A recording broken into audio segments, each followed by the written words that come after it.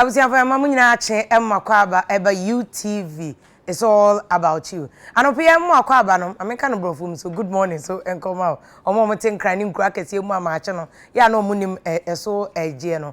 Anope emma akwaba. We critical issues. Ya fa me vim lady Afia Pokua.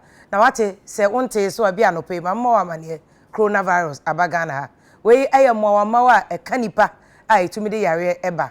Na sa yare we yare a edi hu abogana for obi kra kan na asem no fear and panic and alarm no wan hwe ye kra bekun ansa na virus na kasakra eduru ho arahosem ne se Ghana na empire ye bo se ebi meduru ha no yeti anye yi ebi aba ha eno so nche se bia yesom yakopon chen wo ma ba no sa argument na nkofo ye no mu fa nto nchen ye nye righteous nchen wo ma ti America no wo ma ti Cote d'Ivoire no wo ma ti Nigeria no ana Senegal ana ye nuanum Togo ya mienu na aba hanum sei empanifo aye hihye dada se emfa moye ho ban obeka ye o mampani seselezi na anado danko kufuado ebe ye broadcast enwumre bi eye se asem no aye hu mi akra de duru ho no na mu se ade nam se bi ya aba Ghana e ma ekra aba bedu etetempo mamti na president obebo amane sa so mampani de kana adwukra de ahwe no hwe nkratem to obe broadcast aye den ho ne hu se ade ne ba anche kra aye kohwe ya opani kase osoafo ohwa apomuden wonsem so ene onua ketwa yemnua be ma kojo opon kroma ye press conference ampa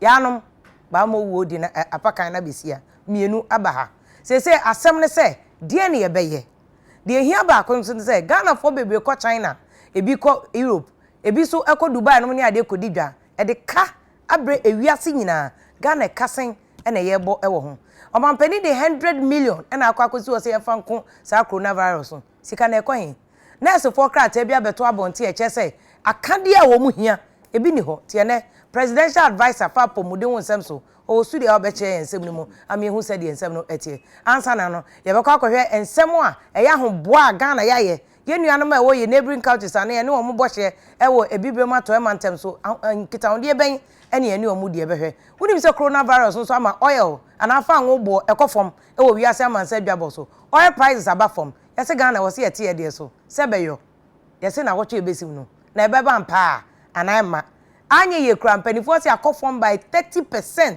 nti wo se ye petrol no so every 24 Ghana cedis gallon ba kon anka anye ye kra wo se ba 19 Ghana cedis per gallon na no so ebeba anase emma ni nyina ebehwe ho asem ewo ene critical issues ye de bro live meme nda no pe bia ewo UTV se de me kan e frame vim lady Afia Pokua akwanhia wodo bi so si anope ya ye kase teacher mante ye se akwanhia kwakosi nipa miensa de ho wo man kasa kra team omukọ enipa dionu nson 27 ebi omodanye onhwe a yenwie program no na yatese ebi so afrimu abeka so empire say onyakopon behu obi amobo na odo omonkwa ebeche omntie no so ebekọ akohwe na anu ya abeka akentampo bc ma hye dwere be manipa bebro diasa ene yeso omufrimu afie we nya afepo ye hye afie we as yatakra de Cape Coast kwan so nipa be 30 we 90 coronavirus bekuyen ya enti accident so kuyen ebehwe no nyina ho asemaka ewo critical issues as we critical issues and empanifo akase ani wo mbebo enkomon said the mechanic presidential advisor on health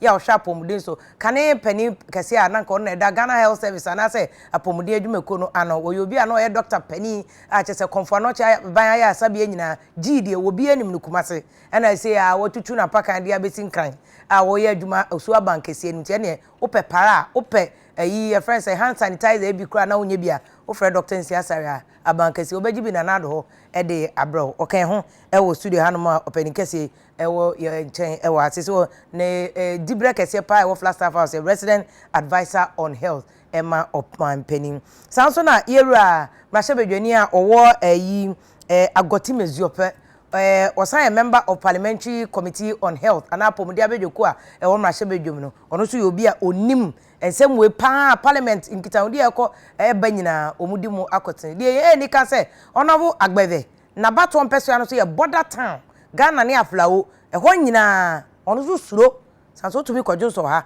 baba bedidi e wo hanom sei sebeyo nti ono so e wo onobu Charles agbeve sanso na oba mensa benkum so a mpanifo akese de otoa me so ya opani Pelgrave Boache Dankwa policy consultant and researcher osan wo Kenifo Institute omohwe governance yetete nkofo ombedi ni panim as I said na Victor Smith ka no ye problem ba ko we bibi mamu ha leadership obi betena so ompeso obekonti omo adwuma wo mo ye no why research fa coronavirus or how e de beba ene wan hwe ye kura daache how ye betimi ehia ewom sa so na onu abema Dr. Edu Owusu sa akode ewo economics department University of Ghana Legon ono so aye nkonta wasesen se eka sa coronavirus akofade aba wiase nyina ne Ghana yeso ye chefa sika ye benya wo oil nim no ene ya oil prices kofom no ye nsanka ti he na aban be kwa akofa be chem unim sa Afia so ba omia wa hyebo pa onu abema finance minister sebeyo ni nyina be ka wasem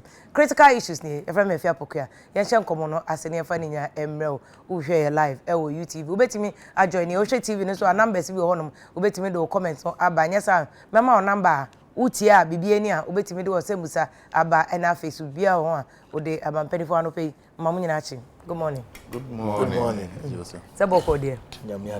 Mo fanche esa no pe yetumo fu mo yire no mo nom ne. Ya de mo betena ti za no petututu. Ka mo hyekuntumu anka omada. Openika say Dr. Nsiasare. O ya sha se mfiri ho. Una o ye presidential advisor the center of power no. Ho na atie. Nti de ekoso 100 million nyina unim de free e bae. Patro dey say coronavirus aba no. Mo plan anything. Mo plan am de Ghana for home by anything. You me da say Afia. Mechia o ma mo hwe ne atiefu nyina. And coronavirus em se mo nyina am kai a he ase edi bro nya wie no ana e bae se efre no novel coronavirus 2019. Coronavirus no e wo ho e family kese o mo ye be nsia. On se virus no ye se o ho a aboa no ho ana wa change no kakra is a chameleon bro from your friend no mutation ti o mutate no kakra so change no ho ana why ade foforo ti wo kaya ABC Middle East your friend MERS ena ebi so e buy your friend SARS ena we buy your friend novel coronavirus novel ke say e new na normally e wo emuam ti say ampan ono de enya no ono I say career no de nam I say bi obi ye career or bi a sickle cell career on your S back up or de nam bibia anya no na ne okọ oja ne nan a ne begu form a na emoa na omodi enuane wo form ne ye no mafa bi the origin of coronavirus here by a sea war Wuhan city yes market bi ti abo bi ko fa bi na am say omo so mpewire mu nampa e na omo ko fa abo arba no be kun no na omo nta no amoa ne ye the honor shase that's the origin ti yanka a friend zoonotic infection if you muam komuam na ebitima free aboa so abanipam it's an coronavirus na tie ti bae no hwe a shase o China make say nra o hwe WHO for records om de bae a na emfa Ghana o mfa Ghana for de nka ho ene na bi ebeka ho the whole world no yenya infections nko abe 132,758 new ones a ban no ye 7,499 and nipa omahwere kan total na nyina 4,955 nipa ewu nra e coronavirus 340 enra nko but me wi ameka say mbacho sambobo figures so globally no ewiase nyina 132,758 as at yesterday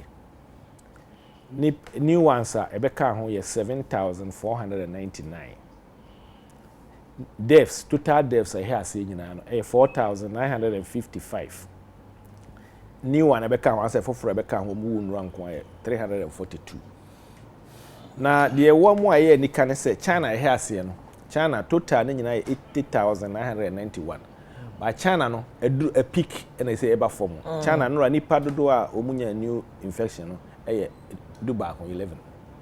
Wow. The first I know more by 4,000, 5,000 here. They say nipa 11. Baby a share see a pa a friend who be city no, who be province no, and no nipa 5 pe no munya. Iti China no, say omotimi aso. Aso ano. Ti me bom in same China for. E kwa on fa so a omotimi de so ano. Ka normal say China for no, omu edi omu sie, omu for omu kan wi but we say no.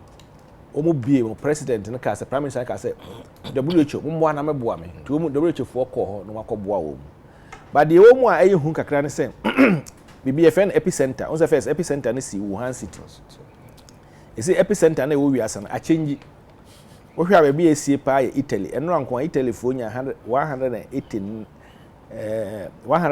no 260 2651 new cases so and nipa ewu Italy no anko 189 yesi bi krobi de afɛ no Bergamo ho na esipa Ghana fo nyina bi wo ho kofo nti na no me obi efrese ne ba em say on na obeka ho ase na me ba wo China ne ngofa no ba na ya de na so na onua wo Italy wo se ai na so ona ka che say aban ngofa no mra na Italy kwa da yare na si wo se o sa wonim ha me na ona bo makọ kan gu maso wa say me nkola no mra se nkola no o mba bie school wo China Africa baby a ebi wo kese enura Algeria 25 the AC ho enu nyina no total AC ho ni one e call na nipa ewu Africa say nipa ewu nyina e ba akopɛ Algeria no mo mu na South Africa so enya total 17 Burkina Faso mienu Niger 2 Ghana enu ayenya mienu na Sane de enya mienu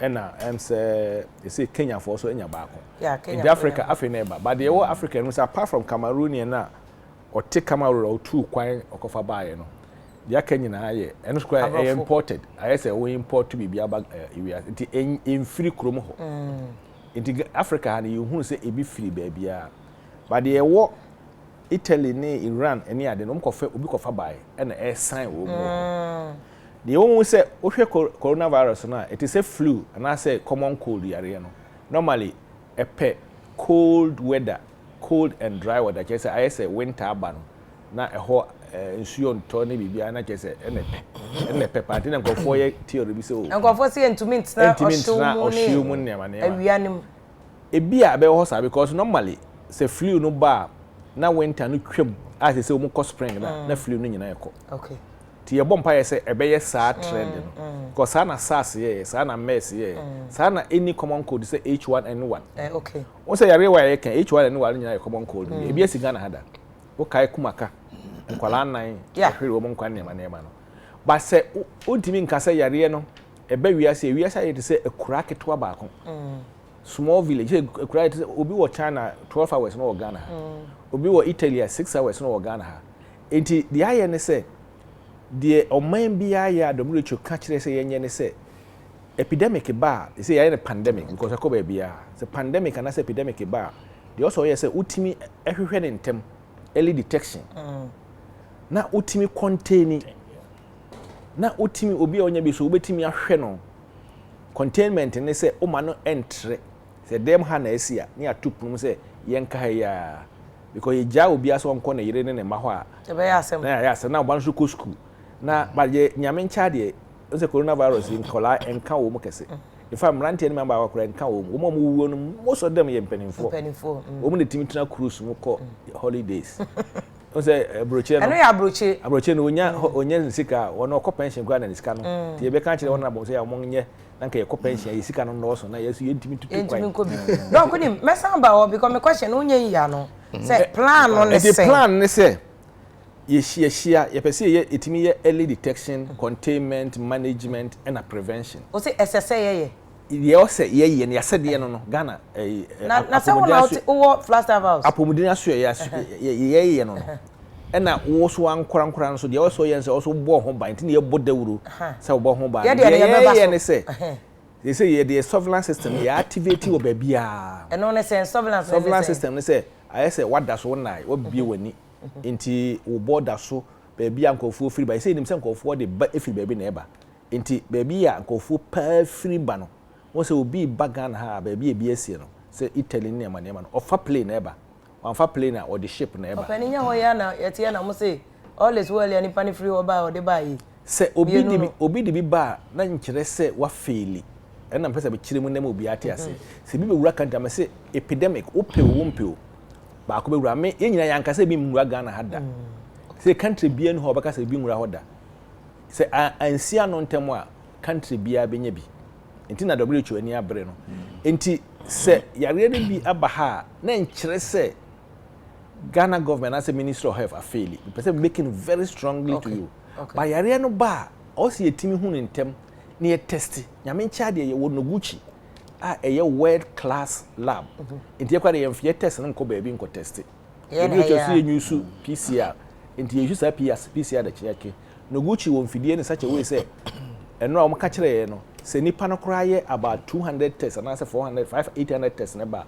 omitima yom ko mo mfidie no be am say 6 or 8 ebia ye dabre 80 or 100 at a time ena KCC Akwase Center for Collaborative Research enso ewo ho academia so dey test ti wo academia no Noguchi any KCC so far no ya test omo suspecting also suspecting background answer no test doc me ba because nkofo bebe questions bebe say nipa 2 na yenya omo de no time ben is suspect here because I me intro no kana me ka say president be man broadcasting pen me say me hu say light you because between no nim na satan na mo pass say ya suspect obi Debi yen so omo fa airport no ye take omo records ewo ho nti records na mo nim say mo temperature ya above 40 debi temperature no added on obi nya temperature no na wanya symptoms okay se unya yare no timi ba omo je mu it take 2 days to 14 days nti omo ba en mo nti oba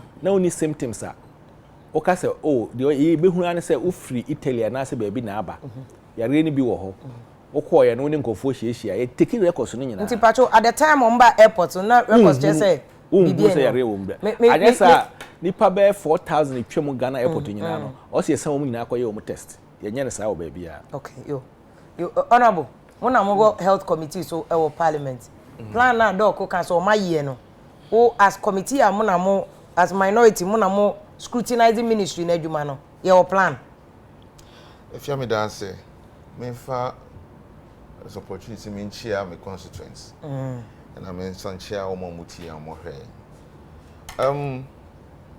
answer na me basa questions ma answer no coronavirus started you know parliament honorable Kate Nawani or a member of parliament for Nabdam on my statement on the floor about coronavirus and on my warning when the statement must say yenhwi na senior adin so come a bit me to hanom mekaka 2 days after Minister of Health and so be Canada but that time no yen kan correct no obi anti ade na see it obi a sorry out to be call no Canada it na ade na akoye say ade we ade na the students on China start to say omo ham say mfrem be fie esan say lockdown no na affect you omo ukọ supermarket sa unya aduane nto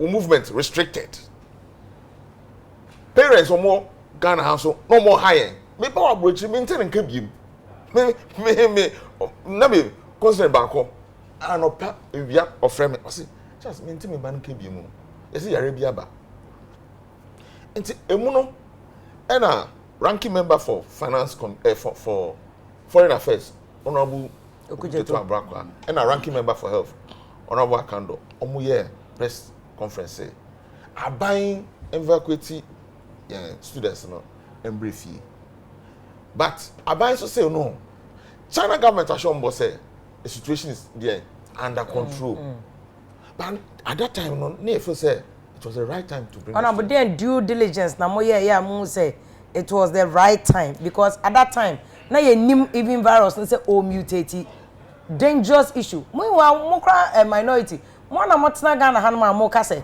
you are saying your health systems here weak but you were threatening about so go for mom say too buy na who say fear and panic account no how many times were you to hand sanitizer letting care go for China for no students in buy and how would you stand because 2 cases where you been any with the education. Two cases being a no, if you now your politics, Nana, it was properly thought through. You see, if you're members of parliament, you're to about my near call parliament into your constituents at the assembly. You must listen to them. But not just all say that. No, we had an LSRC in China of students. That was their proposal. And one thing I did, so in fact, of course, we had a press statement. It was now the turn of government say Ombeyano. Ombeyano say no. it was not the right time. It's Oma for Mamba. But you see, yes, our press statement, you know. You said there's a gap in communication. Into honorable special advisor Abaso, Odi Abain ministry, Ghana Health Service winning a committee in China. Oh, okay. And the first meeting in Parliament with the health committee, and all day processes. That's the Sampacho. First committee meeting na mo ye na ya na badada. Na ba no and then back Ghana. Next say aba boche. Na Ghana for students ko appeal to mo. But ministry na mam ho until say. No, until say oh. Na say na no so a flaw on the part of it was ministry. That is why I'm personally. Because mo twen ya ma yare no be ye ansa na mo committee. That is where we can say there was a gap in communication. Obi a sorry o Canada. Eva obi a onim ni de. On say no pay dogma lecture virtually on the disease. Yeah. Now, obi sorry onim hwe wo ho no aka and they create more if I say panic at that time. Nti omo share here no. If I hono na me nya my first education of coronavirus at the committee level. It's one of them no. Yes idea. If I catch from that day onwards no. Woma ombe kasa afa coronavirus no omudi omudin maye and the doctor bedu sakode yes Dr. Abuaji da Costa and Bequeen Sedu Bequeen good this three and of course Minister of Health and special advisor to the President on Health issues in the ASano you streamlined communication but they na lucky them and public education because I say one from one Omunkasa and they be senior Christ lacking now at the committee level no and they be say what preparations na mo aye this is why I wanted to take you back at the committee level no man who say government committee no Ghana Health Service Ministry of Health a budget of 35 million cedis at the time no Musha committee no na aban a release 2.5 million cedis and PPEs that's personal protective equipment so no na 10,000 are you ready yes you know 35 million na 2.5 million are you woefully inadequate and aban enye sika mom no mfanye adwuma no enu ntina na education no entumi nkoso enu ntina de no mo ka che no ni enji ntum say no omo ye because bibisa the issue of the border crossing because I'm from the border community okay James so aflawo omo yen hihia to hono mo nansia na call constituency yes nansia in fact just about 2 weeks ago no mo de omo kope baby I quarantine nti no mo ni baby ho no at the time omo share no because no mo ni sika they didn't have money. No. Oh, so at that time 35 million no. Yeah, so I buy this kind of mom no my ejuma no. Of course, yeah one answer from him be someone. Na president be broadcast no. I feel here from 35 no straight to $100 million and yet cedis obium. I don't want to say hey, that's a born some president. No. I just say born some president. Honestly, Mubisa 35 million no. I need the man 2.5. Why you want to we? When you 35 name we, you who you say 100 million aba. I then a president yes sir. Oh what answer no. Oh me suspicion pen na to me nya. Auntie what is your suspicion? My suspicion is say na president himself corona aba. Oh. No himself corona aba. Yeah sure. You know, he had to now activate you know processes no to a leveler or say you know this kama omnom di adwuma. Nti obi a osi onni sika for 35 no 100 no konya we. That is a big question. Nti say no Endra Parliament yede but before Endra Thursday announcement in ba say nya corona no Parliament di shisha to hono speaker say o say ehwe hu yi nti almost start say omo dey measures to hono one udu Parliament and there very visible. Ubo sanitizer points. It's open to the public. Answer the room. Mama advice. Wash, clean your hands with the sanitizer. Okohanoma, men share. Use the elbow and things like that. And your public announcing system of parliament continuously. I get your point to some extent.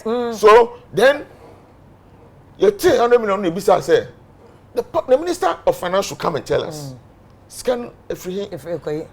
Your budget no na say you don't. Because a budget in BBA ni musa. No. Where the emergency. But of course, your budget. Yeah, your emergency budget. Your budgetary items. Minti on me try item kura. A contingency and I say again. Now that's the first one. Okay. The second one also say again $100 million. Yeah, the koto. Again, yeah, the kwako yeah. Okay. Mate, and then ibia. We have a privilege into we are dog by my very detailed programmer on the $100 million. But me and committee, we are still worried. Yeah, worried because before the announcement, not public education, yet still you're poor. We didn't have a jingle, any one major statement from Ghana Health Service. Directing all, you say, your statement in here. Yeah, community announcers, in crossing, and then, and running, my friend, again, the coronavirus, yes, they are worried. And you didn't say, sir, public and it's a very active on social media. The communication precisely. You're very active on radio, and a radio also no. Mate, but jingle be what? Every month, na me person bisa say source ni free. Okay.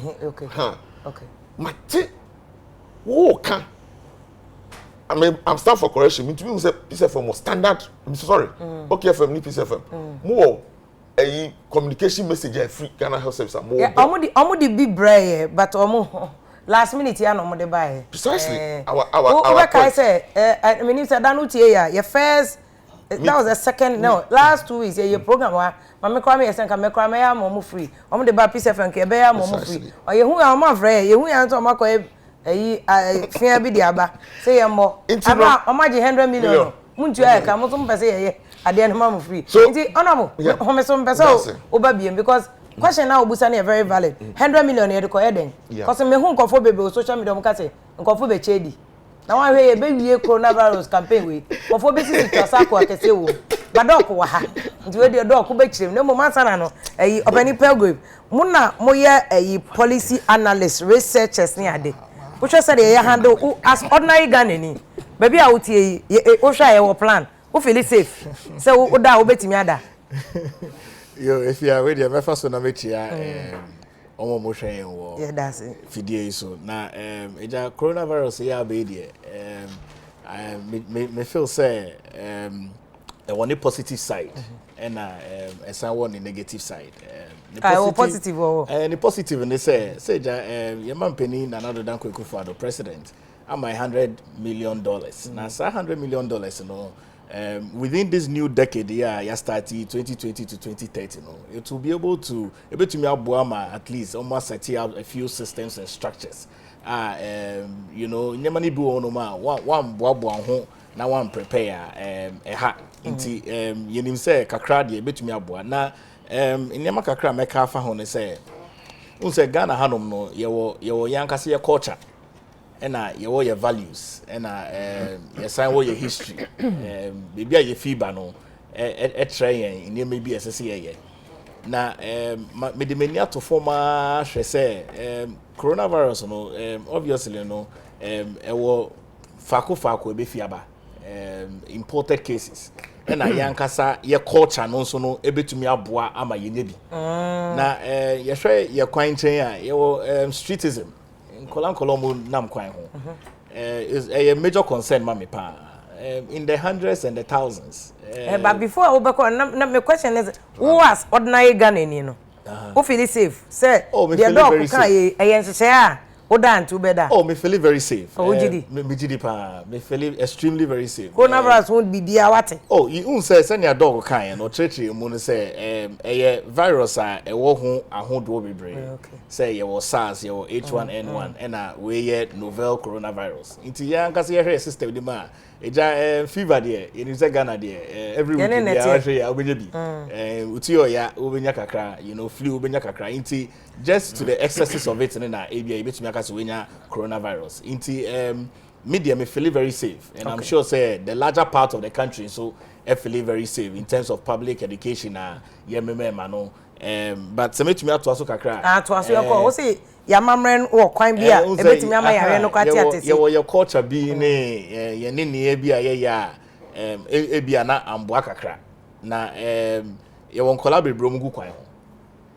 Omo ton so omo ton chain ne niema sa niema ni nya say yes we a fluid like disease spread it droppers of it no na senior dog wa he 100 million obecheche mu no so no e wo mu say see hu some of the measures are almost put in place the hundreds of young children almost streets in mu tonton niema no na eja yenim say sanitation so ye extremely important e wo kroma no na ye bo zoom lion abaso almost so say yetumi hu allocation kakrom so benya because when ye private and public sector conversation who here say ombeya wa really ye na ye he senior honso ko na on say nti wo for sanitation so ya nhwe ni year e betimi ama yare no kra ko nani ama yare na ko nani wo hu na me nye doctor there na so na papa a medical doctor maybe some dog say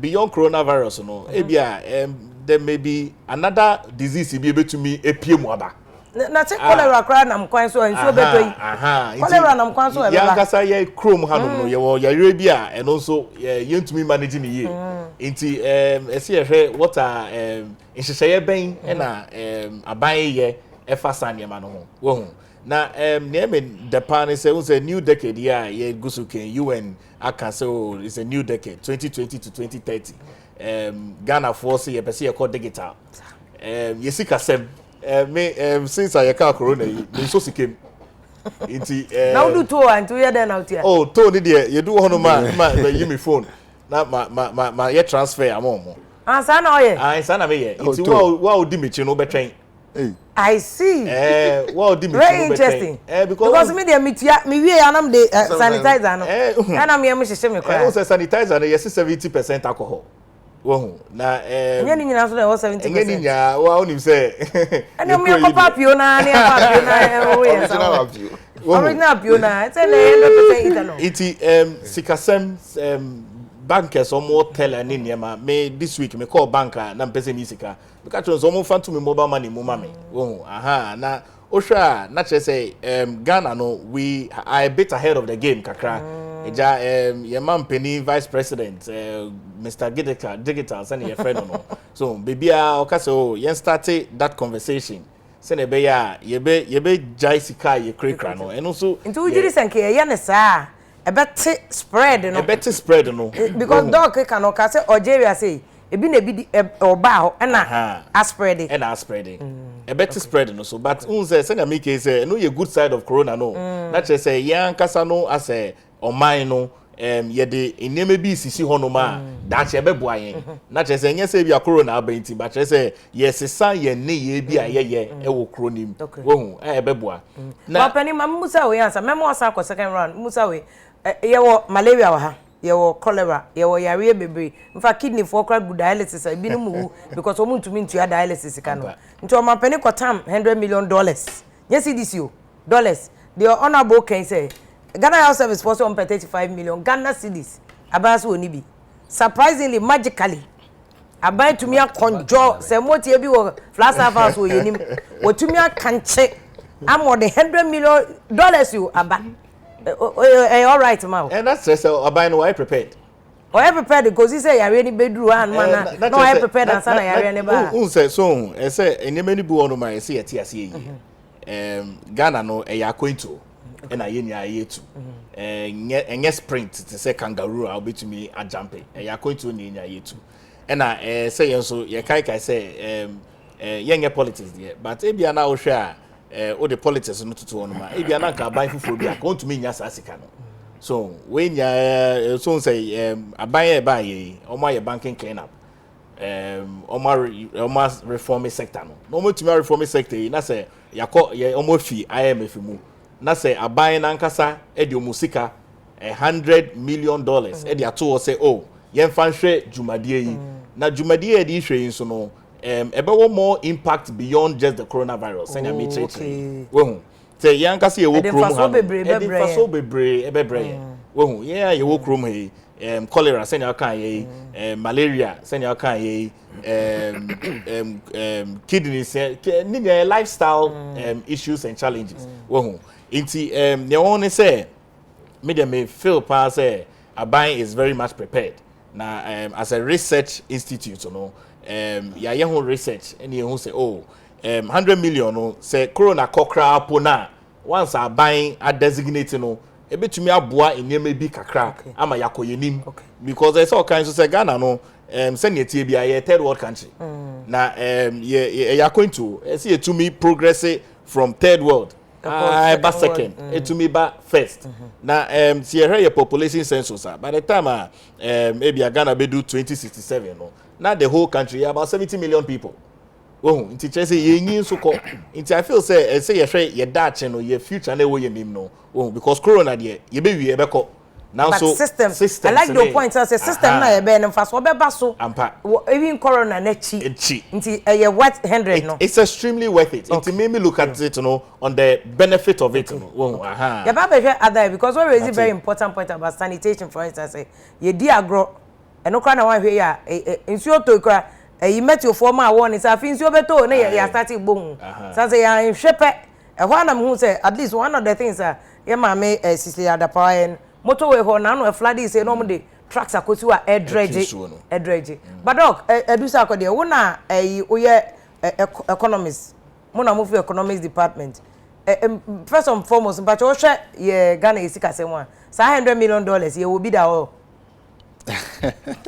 and a president Okojino Trump because Trump declared state of emergency and dedicated over 500 billion 50 billion dollars yeah enu bi na kwaji ama na say every say 100 million no a loan na because minim say World Bank e dey sika to ho say o man bia o hia no obetima be bossa abosia no World Bank yes into person bisa say bosia na say I don't know maybe he can answer later maybe obetima ya dog sika every sika na Ghana sika Ghana World Bank Ghana sika say Ghana kwaje bosia kra Ghana sika but bosia na kwaje Ghana government allocation or they mass 100 million sika na free or your budget free I say honorable kai was your contingency budget or your emergency budget I'm say emergency budget national security budget o use nyina na ye meka no egbedwam okay so enti edu so ameyi ano okay oh ade e ka no ye mfa politics nto nchen Dr. Kasem bia manager ho o say beyond coronavirus benefit be na ebinya wo nema we that is why the president in his own wisdom can say 35 million no budget for your coordination surveillance point this and all these things but in addition to that no 100 million no betimi mbeboa e the infrastructure okay once Ghana ha ni a standalone infectious disease center you say after coronavirus you benya bi na chese bia yes Ebola ebo yeti na yes coronavirus no enye Africa for nko na aka once Ebola na ejina by West Africa ni Congo ni amanema na nsia na Congo for otimi ye afiri mu obi amfiu but we international pandemic yeah but doc say if beyond coronavirus adena president I shall say omode 35 no ko one committee and no honorable problem adena one adena 2.5 per no na last minute ohun say according to honorable no there any be back honorable muwa honorable or your politics mami kan sam chiro Mami come asem. Mami kan sam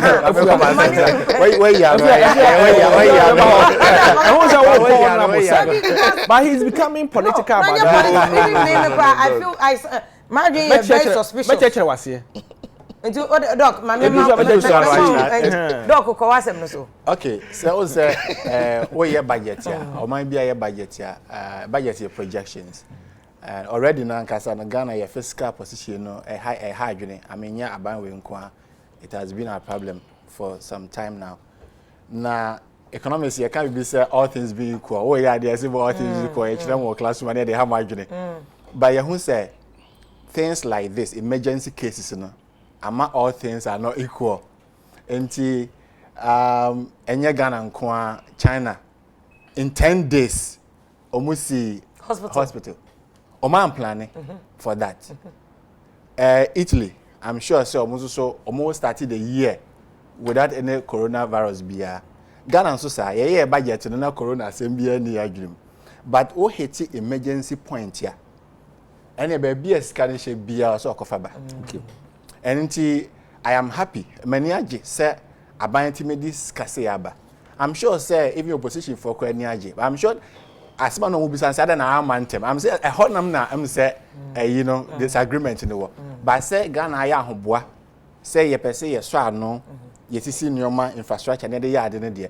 Eno the emergency de to a en ye mfa ho ne baby escanish. En ye say kwan kra ne ye ya anka ye economists we can advise government say scared ye kwan ye nyai ne mfa so because health Here pa. Here health is most important and any idea di kan enti nka scared ye kwan ye nyai ne mfa nye ye so corona na no na ye wi a afi ne akoya nim kabebre na abeto ye so o hwa the whole world your GDP about $80 trillion. Corona inkwa Bloomberg as I projected say be cost to the whole world 2.7 trillion. 2.7 trillion say we 1,000 times 1,000 1 million. Times another 1,000 1 billion. Times another 1,000 1 trillion. Enti sika bebre na enenam areas bebre. Dedi kan pa hete, dedi kan pa suffer aviation. Ewiem share adwuma. To say America announce say plane bia mfa Europe ema. Nti plane ni na lande ob na no me hwese ne no mo de omutwa plane mum plane atimi fa nipa be 200 to 300 no. Nipa for penalty. Obi anko. Almost this year aviation industry didn't quite $820 billion. $820 billion. Cost. Anna oil. Any car, the whole world. Oil. On say a fango aye to a Ghana so you two fango until you can oil producers yes you can home but yeah the kitu heavy. Oil producers on say corona nti ama adwuma for ntimi nko adwuma for mo use fi di dwuma de yade no omo ntimi demand factory senior shutting it down. The demand no call lower. Demand and economics, demand and supply. The demand go lower. Na price no so akofom. Nti oil price no so call form about 30%. So say I mean no ka say do 39%. 39%. Corona and the corona no kwa. Corona no kwa man call form 30%. And now when we said you can say a price war between Saudi Arabia and Russia. Russia, yes. And also I'm not tiako form 39. Into almost the 9, so I'm going for me the 9 I become home. You got 39% down. And also you do I'm saying only a second of buy stocks, US stocks. Last Monday, US stocks and a crash, New York Stock Exchange. Or more market and a crash. And there's a bond here you could raise you away home better. Your bonds they call usually say 2008 financial crisis now. On say no stock exchange now na cost 33. Corona no dey akofa ba bi but 2018 na year financial sector no kwa. Emerging markets like Ghana no and high P. Nti sa financial sector no dey e crash a ye dey no say ye hon ye nwura mu too much obese integration no any ho too much. Yeah okay. But see here committee emergency fund said the dog can ye the $100 million e ko shemu. Yes. Na ke bia ye say elections ye the say emergency funds be A B C D. Ana ye the be say as say can ne ho akodi mo said the dog ko kan e your mind siko. Nti eno so nsuso ben e na benya e wo Ghana so. Okay, nti ye mrefi ye nka Ghana. Yes, ye nka Ghana. Ye nka Ghana there. Okay. Because Trump they ask when you BBAD that. Edi kind. All you scanner eswate no. Ghana ye be lose revenue. Yes. Corona no yeah. Crude oil born about for no say this year budget in project $59 per barrel. And as I say, yenam 36 atia by $36 per barrel. Into already Ghana lose $472 million. 472 million, yes. Now, say a pejamu dia na but say you cannot 36 na dia. You lose already you lose $472 million. And oshe edwadie ye China for you know mudi dwa omo import ye de ba oman no ma ye kraba oman no. The free China nkwan about 23%. And last year, yakofa nyoma every amanone 13.2 billion. The free China acquired 3.2 billion. 3.2 billion. Yes. The free China acquired 3.2 billion. Virtually, the economy is trapped around China. China, omni a leading export, partner. In Africa, we are the 7th. But Ghana, baby, a cry no free. China ne decline. Ghana. Yes, China ne decline. Enti, and some na see what China no. A higher. Ama enyoma ye kokra. Ohwe nansan mitie guta. Utie Association of Ghana Industry. Utie aboso kan omu nyina esu. Eni edwato na anya yes choose that edwadwo. Sa na ye ye kesu na ye yesu. Enti ye import enyoma ye krafri amanane no. A higher. Etwaso se corona yi yentumi anso ano na etwaso a into be June July abra ye dey about 3.2 billion enema ye crayfish China then nso so ebenya Ghana say yentumi anko a enye China anko a Italy so no mu didwa Netherlands South Africa omunyina no USA enti say yentumi anso ano dia ba me I'm very happy say corona no from China say from and I'm sure say in the next 1 month and now 2 months no Ghana for betima ko China akodidwa and projections we na ya ni na ya say nyoma transo say ya na say ntimi anso ano dia for the year no na wan hwe ebebo ka be okay say ntimi anso ano dia by ntimi so ano dia o man be sa ties ni dada mu na nyoma ko ntimi twen Ghana Statistical Service the figures will be released for the first quarter January February March Ghana inflation figures and other figures. No, GDP figures. Also GDP no, we chem your agri sector, your industrial sector, manufacturing sector, your service sector. Service sector no so buying and selling home. Yeah, you could dry you be hu say figure crash ho. Say see no there. Yan twen na first quarter number. Na yen hunu figures she ho. But unyi ni say 100 million no. Yeah. Ebetimi aha Ghana budget no. Said it is 100 million hear me pa oni di actually say ebe hayo emergency situation emergency assessment say emergency but ebetimi ahaya na 100 million translated to 500 million me sure say ebe how man too much sir ana priority me a health economist Mr. D me try me thesis in health economics so I know the value of health higher sir me sure say so o can all the cofa election enko high election enko say bibia sika abana maka say free SHS no 2.4 billion we are talking about 500 million Ghana cedis enti e could e bad dia sika ye de kwan 9.2 billion cedis yet afiwe e bad dia e betimi ye no bi dia hwe because ya can say your health ehu hia me sure say ebe na ye ka say Ghana there two cases e wo mu say o say imported cases e wo mu say o say e boy ho ban there but preventive way no and the cost no be lower than the curative say I see na okoto aduro e de aye enti Ghana yen kan yakoma nto yem and I even I am hye no kra aba na e good okwan bi so it's say no am obie ni ada na ho so de bia me ka say obie ni ada na say I said yeah but I'm not able to share there say yen try say e benya the balance between say ye boy ho ban and say e be panic e hu be kan okay say ya asema ye kan say ya etie nyina asema ye kan say e hu bia nkan ye Ghana ni bia nka na comment to na emom ye mo ye ho ban okay nti ye hu the difference between BBSC and BBSC ye nyina ye bewu you know BBSC sa nipa mienu pe ana mo free play ma be do free baby kra no mo de aba ana airport so no obi so no obi bisa me say ene omom no mo tina plane no me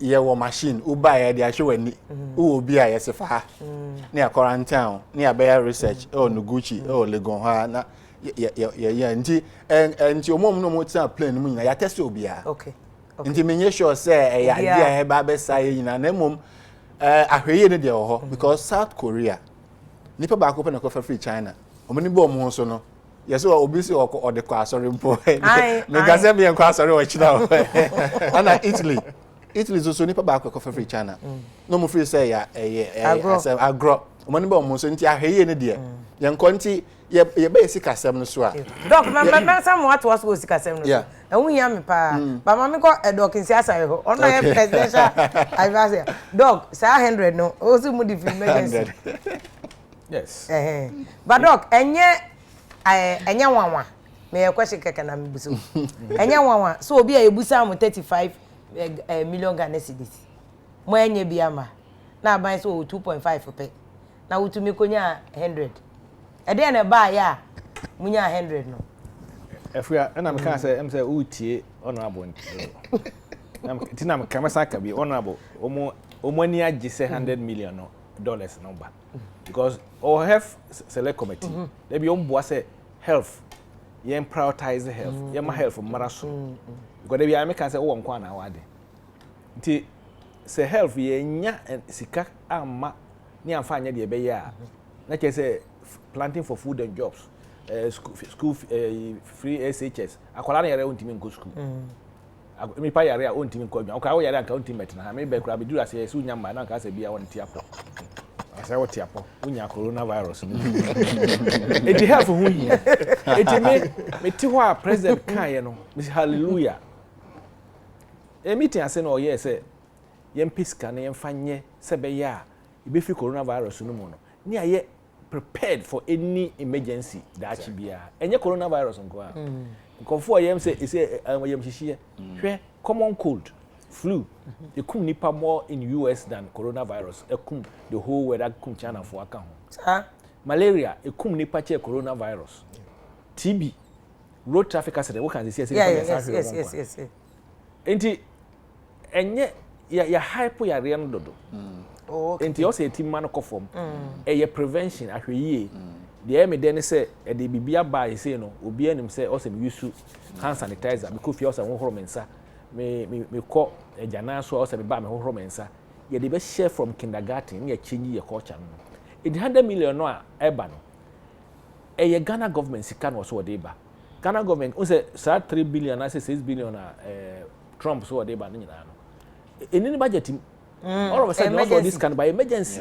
the emergency time ya honorable nim say ye budget there's an emergency on security budget upe say your hana bia nyame mpengu na FPK bi esi ha be bi eska obi akwa hwe ne ya FPK sana aban ehune sana president ehune say yenye sa ade no na ya nkasa ye 35 million aban so niska da bi ye budget for coordination surveillance laboratory, case management, logistics, risk communication, partner support, and advice to the public. Ni nyina ye budget ne de ko anya see be here about 35 million budget. The amfa infrastructure ne man nyina anka ho okay. Na buy na tra odi okobusa o pesika se papa me ko school me here sika be 100 Ghana cedis. Ohwe ni mo ase kwasi. Watare he okura na me say ya tete. Ompabo yo se mtum ma wo. Me ma 100 me ma 300 da. Nye nsem bo na wo se obi a opposition na obi a bo nsem abai. Na fe opposition for no as for parliamentarians no at the pressure ahun say sika na eba na ase nyamai.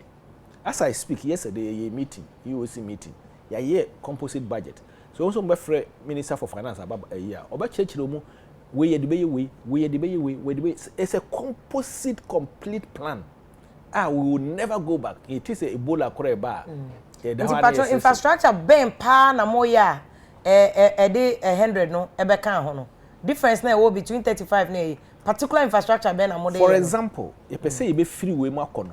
Na every regional hospital well endowed intensive care unit. Good. Okay, every regional hospital. Every hospital, regional hospital, at least we be bed 6 and I said 10 I want intensive care units. You per se you an epidemic or infectious disease center. I say anywhere, but you infectious disease doctor, specialist, our country. Ah, metimi achire nkola de, ye chire nurse for de, ye chire doctor for de nyama nyama.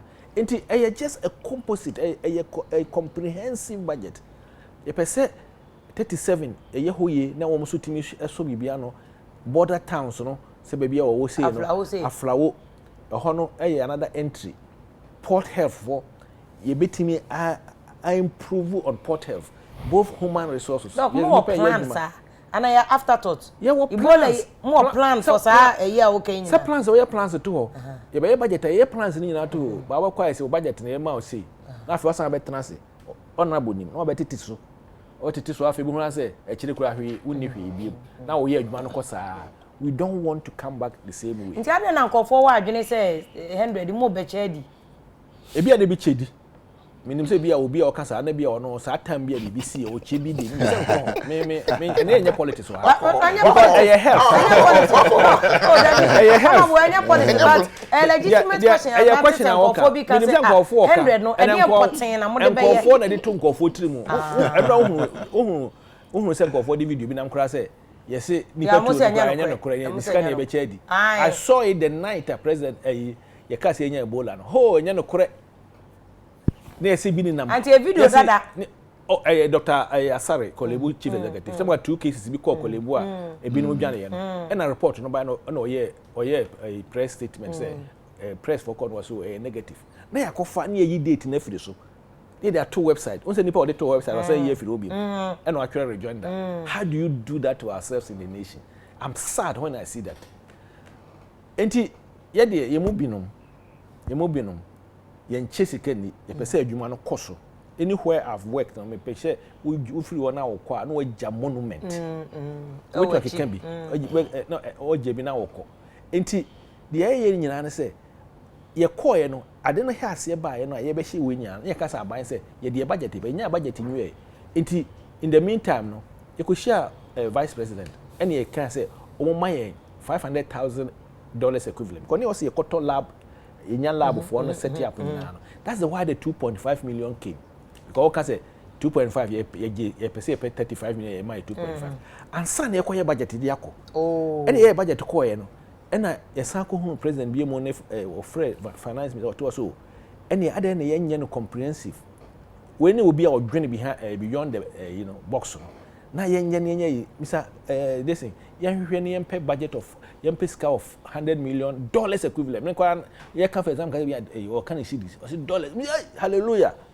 So it me dey many it mo dey Ghana o dey health corona no kwa be boa mo odi mo asema mama mo be boa Ghana nyina irrespective of be obi atibia ti many agi enura me hu budget outline na Ghana Service ni Ministry of Health for transfer no obi and na kwase me ho na yi for so frame 37.5 almost soldier for no wo bi almost om de ye de nyina be ka ho compose ne de ko ne ba bia o se jiska ne ye ko ne ne ma nti eguso a de ye adwuma no nti se bia o be frɛ ama minister for finance abe chechire mu a ne kwanso a ba enyi se obi a doubt and so obi ka se obi ko chesika na dia na se me de ma bomb me president a te bia me bomb paye se ade ayi say health so ya be di number 1 because enema no ko education is very important, very essential because education ni hwa ensa hohoro ni yi kura obi abaka say ade ne ensa hohoro ye to so bi mu so ne say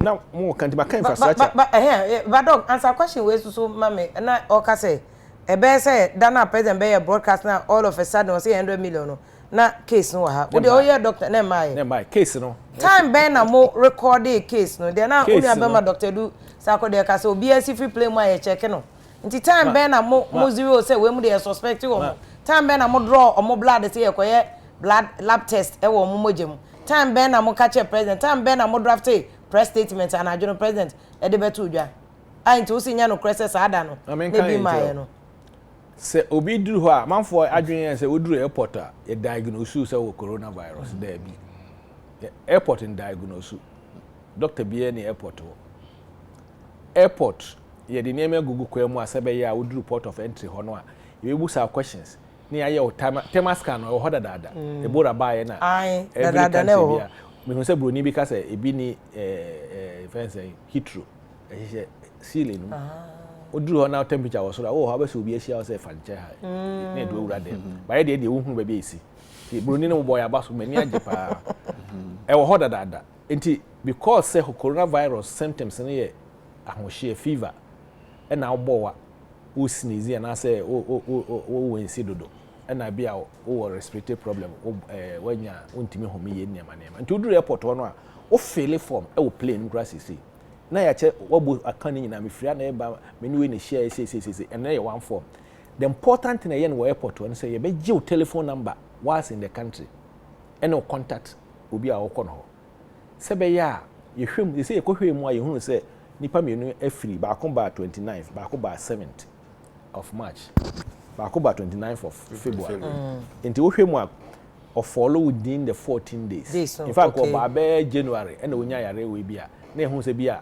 positive na e local transmission na no be ma ani bra ba yi se ko hwe ba bia ifiri ba pote into follow within it enti omunyas no omumienu nyina omu yare no hiase am say on the 11th and omu so omu feeling well omu etwa mo airport no na omu hu ye na coronavirus no bia fe na hiase omu but enyi na di obo okura obetwa nya virus infection bi but empie in fact no a Kenya case lady na tested 27 years were tested positive but was fine yes bibia nya nto tested positive if one we say no ono to ba on the 6 on we how many years 27 raba enye na hwe what is akola bi enye bia dabi nkola no nyame ncha de no work street children nyama ne nkola no so far China ne ba bia no nkola empanimfo pa na team won because omo immune suppression omo some problems ebia no wo chest problem already wono ebia na yi nyina na hara na yi ne chest le lung ne ba akopɛ na wode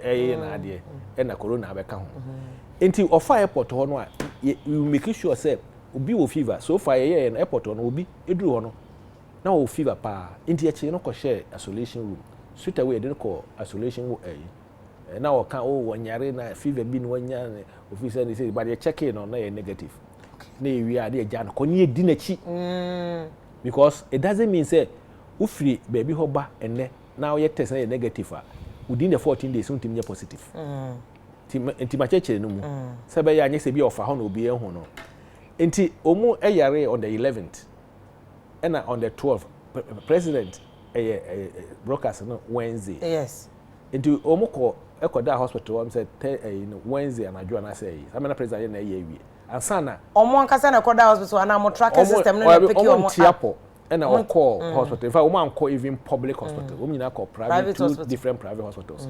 Then the doctors there, everywhere, they say, fever, cough, what free haba na be nema. Your case, if there's a definition, to fit it into case definition. Na honey, actually, I take you sample, no free, with truth, and I say, we human baby. Near your packet. The more tracking system now, what can end to me and pick you omo. Omo an eco hospital. A tracking system no. MPQ because we need signs and symptoms no we need fever so into work but the so mo do money do much you the only do into them you know I say yeah be a friend no case contact finding into you be tracking system no one who say oba this date ti ehun ada oba into of plane way into they are tracking everybody play one time no enkofo mu ye nyina yi wo mo nyina beto abantena ye ko hwe obi a enti ne as I speak na no pe ya wo mo san akobiem so far obi kwade wo nya be 100 contacts ene enti eno na Ghana Health Service eni di akire ye because a community no so quickly no they have to get all the contacts and make sure say contacts no ya grade one ya we midi a green red yellow to say the light to be or red and very close contact be oba na nikum oba ya kwa shebe bi kura na o ma fefe ya no kakra o ma da bia obo wagu no so because oda ukuru nche na sa oda yiri nche ya otimbo wagu no so che bia onya code pa na kasa kwasu ya kwa da ba bi na so na ba bi kakra so enti wo mu no close contact no na akọ test wo mahwe na wo so bia wo so send another close contact na ye cycle until na break cycle no there is a mosquito cycle no break here you say wonya obi nka no okay na bibia ba okay this is the most important thing here no port of entry na yes sam make sure say you di nkofo na chi in fact wo mo fa airport wo nyina no ye ka kire wo say wokọ na se bia wonya fever na say ye bi ba my asonte tina de bia bode wuro no se be yes no em say these are the things that we are trying to do a betimi amaye ni nyina ka sa surveillance system no surveillance ni ye say I say prusifo I say border money di obi echi ye ni obi echi waga na nkwa ye di the whole ye sub region ha nyina ye bie ye ni enti eba Togo eba Burkina Faso eba Cote d'Ivoire no ye ni yesuro kese ene be bia honorable motete point of entry but ye me de bia me kan say enkofo benya yare no enye sa enkofo na FIFA border ho ebeda wo mo yire nchen ewo honorable kurom ho Kotogo koda wo mo yire mo nchen no eye wo mo a wo mo fa aeroplane ba e fa ship ba ne nema no e na wo mo ba ye so no we say ni driver any house girls ni ade nyina nti se mo quarantine wo mo nyina ye under quarantine wo mo nyina ye wo se quarantine ye wo mienu ye wo general quarantine abia ba ka se bia nka wo ka se enkofa na wo push ye enkofa Wuhan for mbro abra eje shi ba bia eje ne nya bi shi wo UTV ana ka se enkofa je ne beto ane hwese be shia ena ye ma advice TWH for advice WHO for na ka se mam nkofo WHO for criteria say in times of epidemic don't import or export from the epicenter then America for nkofo mo dey say America for nkofo mo dey Nigeria nkofo mo dey dey ne si omo nya bi ntema nya ye no me nka no aba obi di minika ko ke di ona mo chi de ko tu minika ko fa ba ya ka ona bu kurum ko baka sane ke bi pedu ho me ka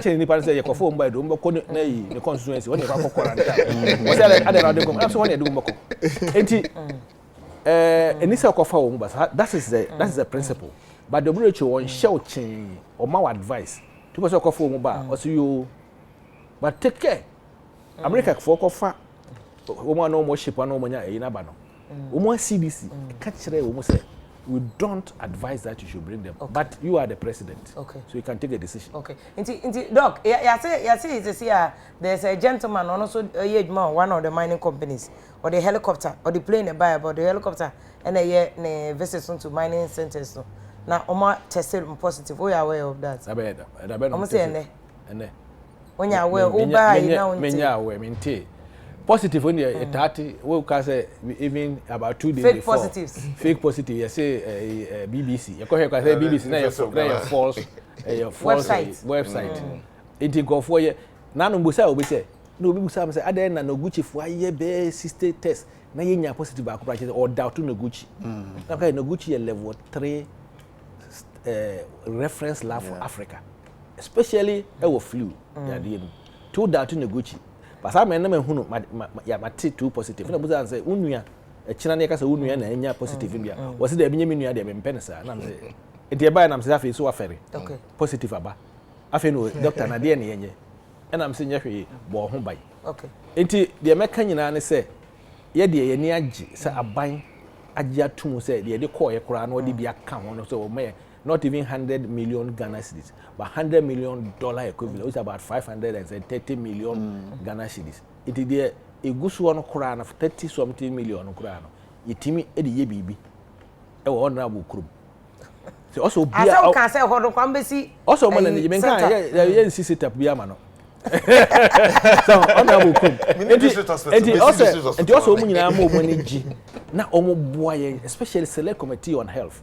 Na omo boy abaso na omo e ka kire na say omo hia temi omo hia bia omo frɛ ne beba parliament me lead nkofo ne akɔ parliament ne na omo akodi nkomo na na yakodi nkomo ne wie omo nyina ate ase o kaso ate ase e wie no san ka je say be politics o kaso omo de politics ana nkasa help but if at one about gbe onim say nkofo accuse mo NDC say corona mo de politics and we nya manyosem so mo de ya manyosem in fact nkofo say mo kana mo bomb pa say bi beba mo say voters register nti corona mra say na ye to register nkofo ne ade I don't know politics with something as serious. I wouldn't say about who say unya bia or aso be say Afia on record NDC party fa corona near politics. From Ashasi and the other Nanamuka say, Yeah, China from wow say the doctor can WHO advice was that ma omunko for mumma.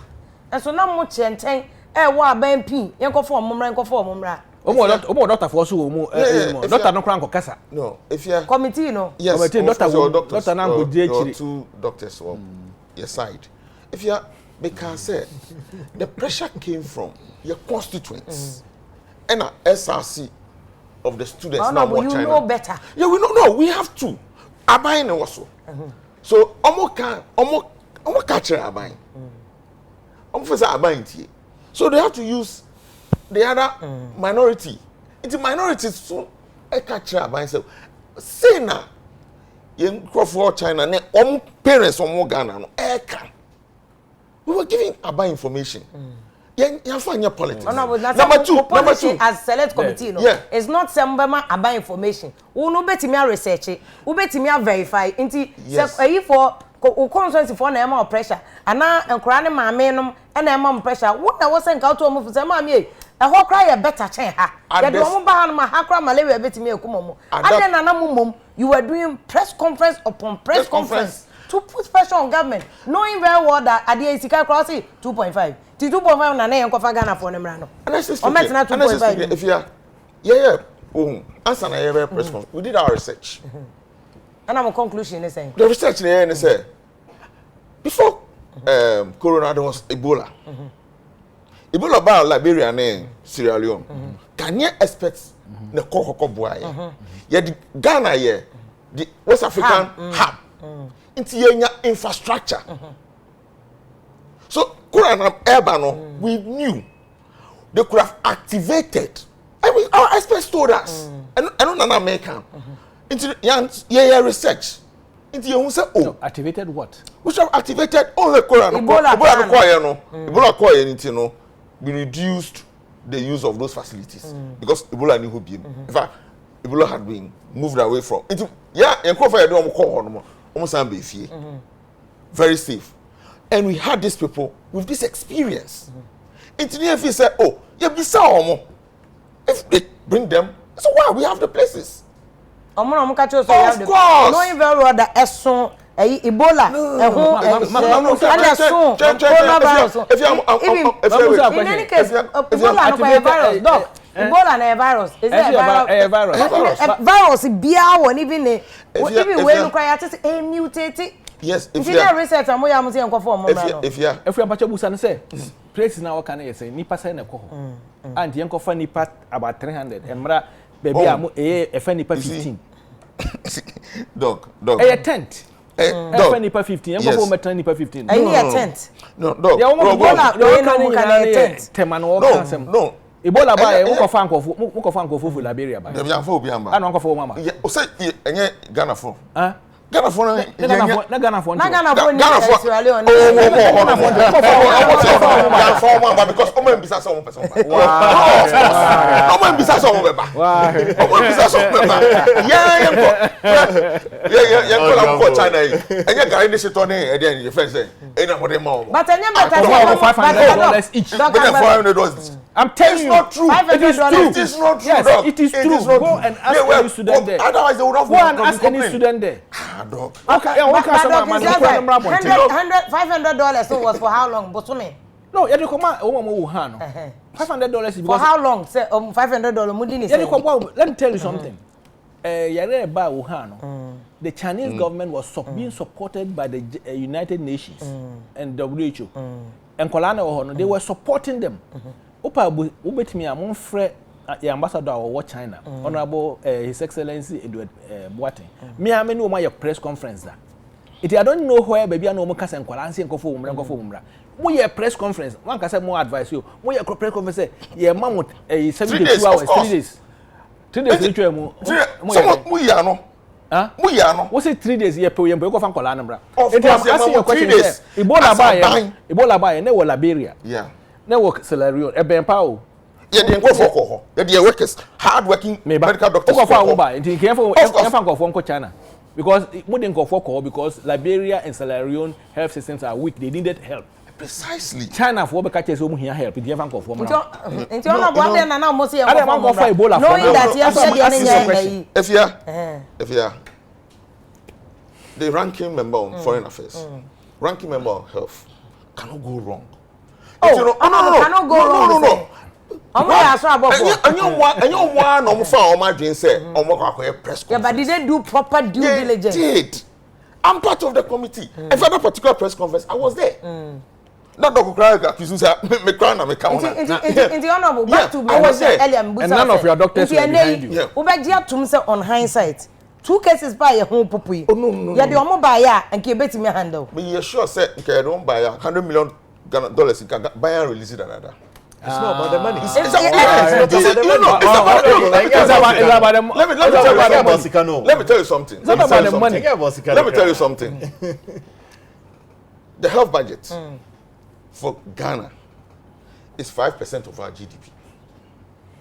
And he will tell you. Honorable, a dog will cry to me say health. Yes, and you prioritize because, and that's entokwa omako. Good. But it doesn't speak to a point and they say and can cover Ghana for no free China. You see, so 2 cases say pressure from because there was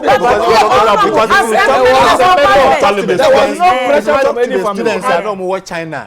I have a friend I know her. She them no also. They were putting pressure. Yeah, but no, because pressure. So it is okay to do due diligence. Yes. But I also understand them. Say it is an awakening point. Precisely. What is Pressure. awakening? But what is the situation of the students in Ghana? And other nationals? No more government evacuate you. Which nationals? Tell me. Algeria then I see. Doctor, it's not about the Let me tell you about that time. Let me tell you something. How was the pressure?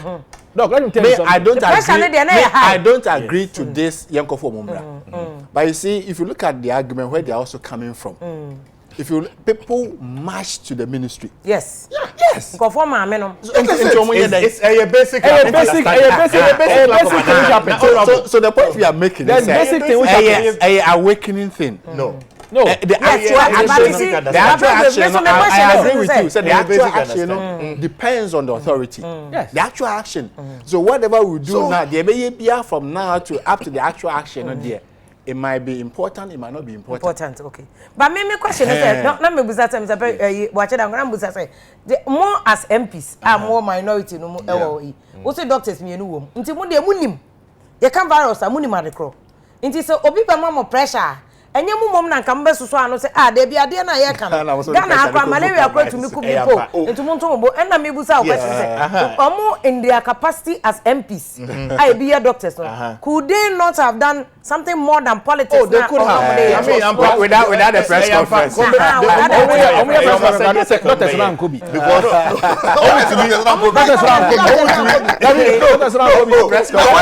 Doctors not supporting. They were not there. Difficult pass. You better see SRC. I war China students, Ghanaian students. So mo betro Abramo say omo to government say yembro your form back to Ghana. Now just because our student population, you know, omo honoma ABA, they might not clearly understand the Nema China government say yeah any Ghana government say here to be able to onboard Buomono. Now then opposition party among your research, among your findings, then they just say Ghana government won't conform umbra. Point of and giving them ultimatum. You see, we are a member of parliament who represented the constituents. In addition to representing the country. Exactly. Number 2. So I can represent you. Absolutely. Sure. I represent everybody in Ghana, apart from my constituents. And I have a group of constituents. In a common interest, though. Yes, in a common interest. A group of constituents making an appeal, crying. In fact, going through some. In the beginning, it was bad. Said they panic now, and of course. So, you need to stabilize the situation. And we were watching countries picking their. You see, the countries that were picking the people, they are state of the countries. State of the countries, also comes into play. And the Americans say, you see, Ghana, we are a third world country on a journey towards a first world country. We always have to put it in perspective.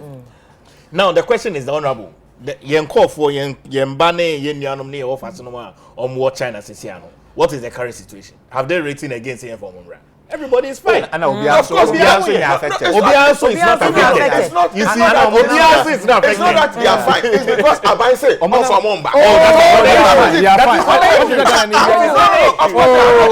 What's the no option. Abai say, what is that gonna say? of course, Abai say for Mumba. They have to contain. They have to what? Accept the system. It was the right decision. It was the right decision. Because Oshare, even that day now. Sa deadline I'm on the Maya no soon you know. Na me ne deputy head minister another set so na ye kasa. And I told him say Maya prepare on go for mama. Almost a pressure I understand the pressure from the parents and this other people. You know any SRC because omo ye say omo ye 100,000 or so. And omo no say omo 320 something. Ghana also say 30 billion. Yeah. Until open say you fan say be say we man no susumu na so say Opa say 100 na ewu and also 30 million na ewu. And also say 100 no more chiro and also say 30 million no more chiro. To bring them there would have been a bad decision. Okay. It would have been a bad decision. But when pressure is mounting also who said management and only management and also it's part of leadership. Part of leadership. Now honorable to be honest that's what they do. Leadership. The way you boo your mind.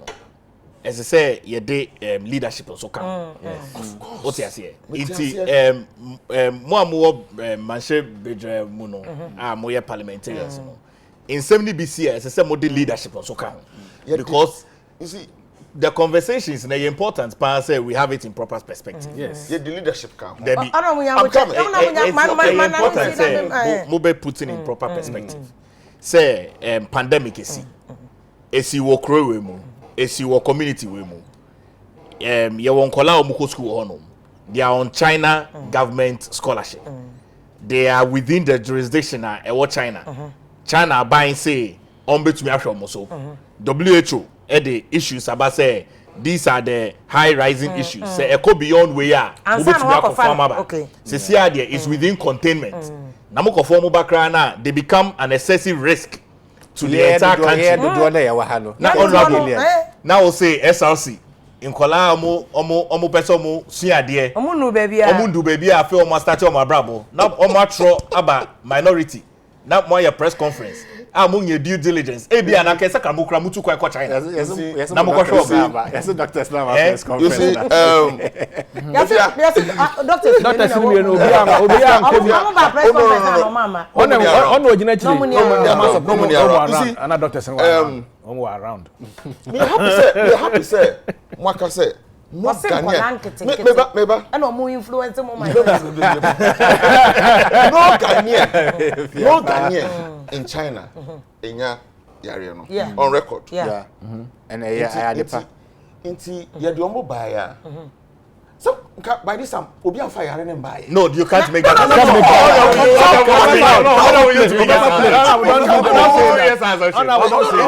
Why are you refusing my accession? No, because you see it's a transition. You refusing my accession. The transition to the country. No, don't say that. No, we sat down. I don't see. Minim the entire your press conference. No, your press conference. The architect. It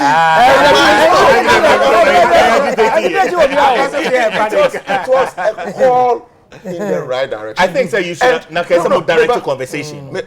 So you focus on conversation in the conference, but we the pressure. The way you give government. And we directed it. No, you should not. Let's talk about direct conversation to bring assurance. Let me tell you something. To the parents and to the students. Let me tell you something. Why did we go on that tangent to do the press conference? There was lack of information in the system. That was one. Yeah. And that's information now you could easily get it. So what happened? It was after that press conference that my senior brother and advisor led the team to the the communication better. Want to mean some more friend saying Minister Momba. Minister Parliament making urgent statement on the floor of Parliament. We did. Mark na one date make ano. That was the first statement. Minister by also be my statement. We were not satisfied. Na man friend minister no to a caucus meeting instead of press conference. If you are no, we to be said there was a bit of politics. No, in parliament. We to be said not politics kakra. In parliament, we have tools we use. Including press conference. Of course. Instead of mobile prime minister. So minister no so on by. Yeah, press conference no one by. He came now to give us information. Okay. He came now to tell us how prepared we were, and we saw loopholes in it. And that's the beauty of opposition. So, me say, Mumbai about to say press conference no cry no. And then awakening. Okay. So don't. Okay. Leadership was there. Leadership. Beginning ni na aban empese obekasa. I say oh you say and the justification man say come on your press conference no. Alpha pressure ma aban and get to anaka 2 cases number.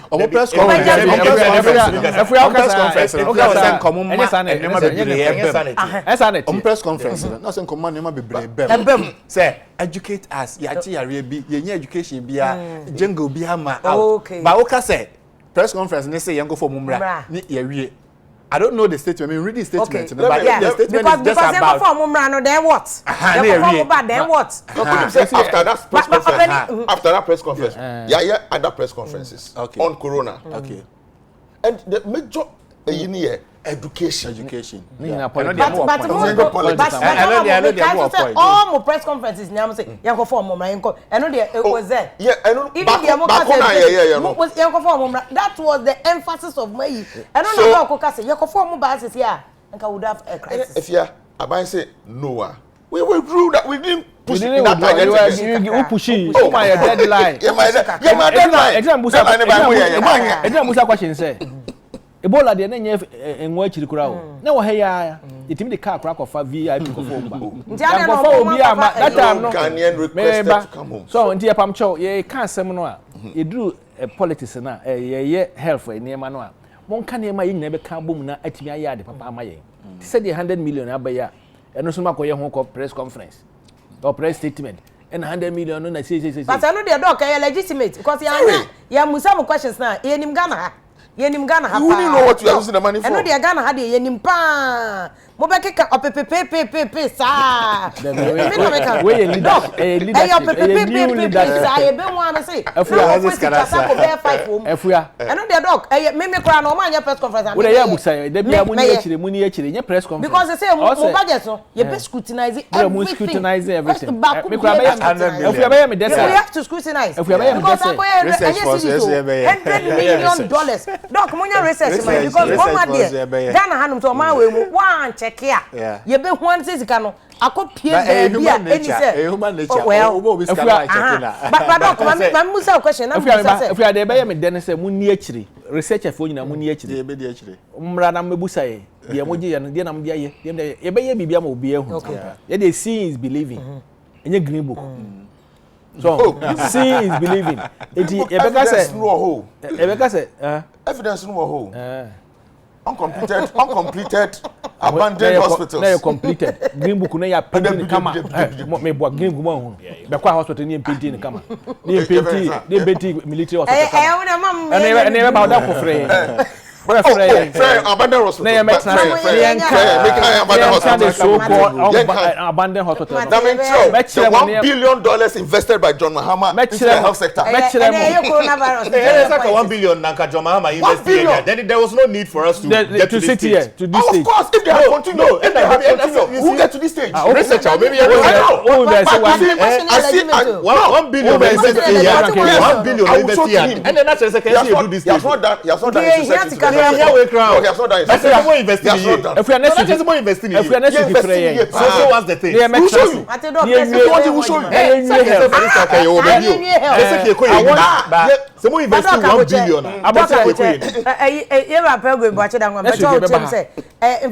Leadership said the Abaya handle coronavirus issue. Abaya show leadership. And our lucky said the honorable even at committee level. Yama baby Honomanaka was a Abayan Chilema, Abayanka. I was so force it. One call press conference. And so now I didn't crash us here free. A year friends at China, no connect us by a proactive. You can send my president to Tukwa, who are not, I'm no way. chia Eskimo fontare putting us at risk oba answer na oko airport into terms of leadership any management of because I won't say yeah well but to some extent because if you were Europe say Trump banning all flights said they come from Europe no way can Europe the other president be putting himself at risk yeah to Obama say 4 years my uninterrupted leadership now don't want kwako to jem who him say corona ni bi on Norway yeah who say leadership now can one say no let's start here baby honorable say China for students no Troy so on person mobile na Ebola ba ye de omo affected country now where lies that leadership that's question a major man say so be en Troya na so one person on the mobile now who leader no who take initiative say on so the that's the question major honorable Andre now yen as a policy research institute say ora Nanado Danko Ekufuado so your president na yato abama no na o exposing no leadership ni bu ono ma ese say o take risk ibo virus yabe a global issue na president nso on to me enka say ejuma Ghana for the action insa no on to aso I am very sure say a special advisor health wahi otunofo eka say okay take these precautionary measures because e bia na sa meeting no ehun hia e ma Ghana kro a ye betumi etumpon precautionary measures are president faso enu nti no call your buy ye nti say what test positive onam ho a ono ankasa kan or address state of the nation o se okoye bi otukwan weekend ikoye ohun say Ghana for bia e bon ho ban kama wo now in terms of leadership say managing extremely very well professionally no managing here so we a doctor cram papa no a medical doctor okay so we a doctor na say oti case bia answer na obeba be reporting no say we make sure say we go through series of tests answer na we to me a conclude say oh bia nipa we wenya situation we inti Wuhan virus yi eba yi coronavirus yi ba yi you started say ye hu adwuma obviously no answer na government ebe giving the position no as I say government making sure say position obe take extremely strong on call back enko ka say oh bia ye kan we enye say so the leadership ni nya aka ho say government no they have shown say you're very credible. Okay. Almost should say unfairly at all. Communication gap now no about can say they have to force him. And say na minister of parliament they be unsaid. They have to they made an agent statement. Yes. Agents made a statement on the floor and say na minister neighbor. They be unsaid na make us say communication there are various stages. In nemani bu onuma honorable ankasa baby otino. In nemani information ni bu onuma ni sabe tumi aka. Bia yen ya research ne policy background yen sanka. Okay. Inti nemani bu onuma ni sabe tumi aka. But esan say bia politics kakra na ombe yen na bebo governance ni ti no. So mo ba na eja mo constituency no say na honorable can say. Do ka say politics na no mo yen. Oh yampa politics na no mo yen. Na bind on your politics. Oh abind say na ye save until last minute or this kay ebre your politics na bind o yen. Leadership. Okay. Abai show extreme leadership in this whole conversation. Okay. Doc, my menu preliminary members some back to Scano, but say they are managing a day way. Na ke beti managing it better because ni him say badada. Na ya tete. It's a free other countries badada. Could we have managed it any better than the IE? I think say they say no baby Adru no nyame better na say case 2 no crash still imported. And see, once I started free China, and I hear any more the BC, and to see Italy, not to see her, not to see her. Now you hear any more Africa to back me and see, again, it takes me back to my former submission. Say the management between the fear and panic, you know. Okay. Any precautionary. See, baby, so yeah, announcement. Be a Ghana na bi kosom say yes Arabia be yin na bewu na fei because BBC wo dan bi mu na say won ka say o evacuate wo mo na omo ansan line amfomo mpie one by one bia stampede I am hye no betimi akun wo mu kra dan adekro na wo kasa nti yenwane free home and that is the balance between the fear and panic no me feel say omu say start here no pressure dey to aban so say onkofa China Ghana from what China namra na wankofo mama na it was very strong. They did extremely well. Because I catch the Deputy Minister of Health say more monkofa obiama. Okay. Enti yes so mankofo obiama. Nkasa abre obatete 1-2 cases bi had say at nkran nuguchi wa heye. Na obi che ye kura ase no ho a afa ne yakofa card na kofa na ba na ba nuguchi omo mutika no mu nyina ni bebo so mu nyina nya virus ni bi Ghana nso so ya ho den yesai ye resources ayeye China China within 10 days almost the hospital say omo yi no confirm ye resources ni say ya the only resource I betimi aka abodin ye 100 million ya ka ho ase ana bia no guchi aye kan si dada ye resources ni sika sef no enkwa ni mu sa until wo ye leader you always try to strike the balance until yedi kan asoso ano a yan cause fear and panic no say pa de na yenye say de me no mie no ye nyina agitum say intensive education ene 100 million no doctor wa doctor obetie onchro 100 million no yemfa bi nye intensive education yemmo hu dawro say me buy sanitizer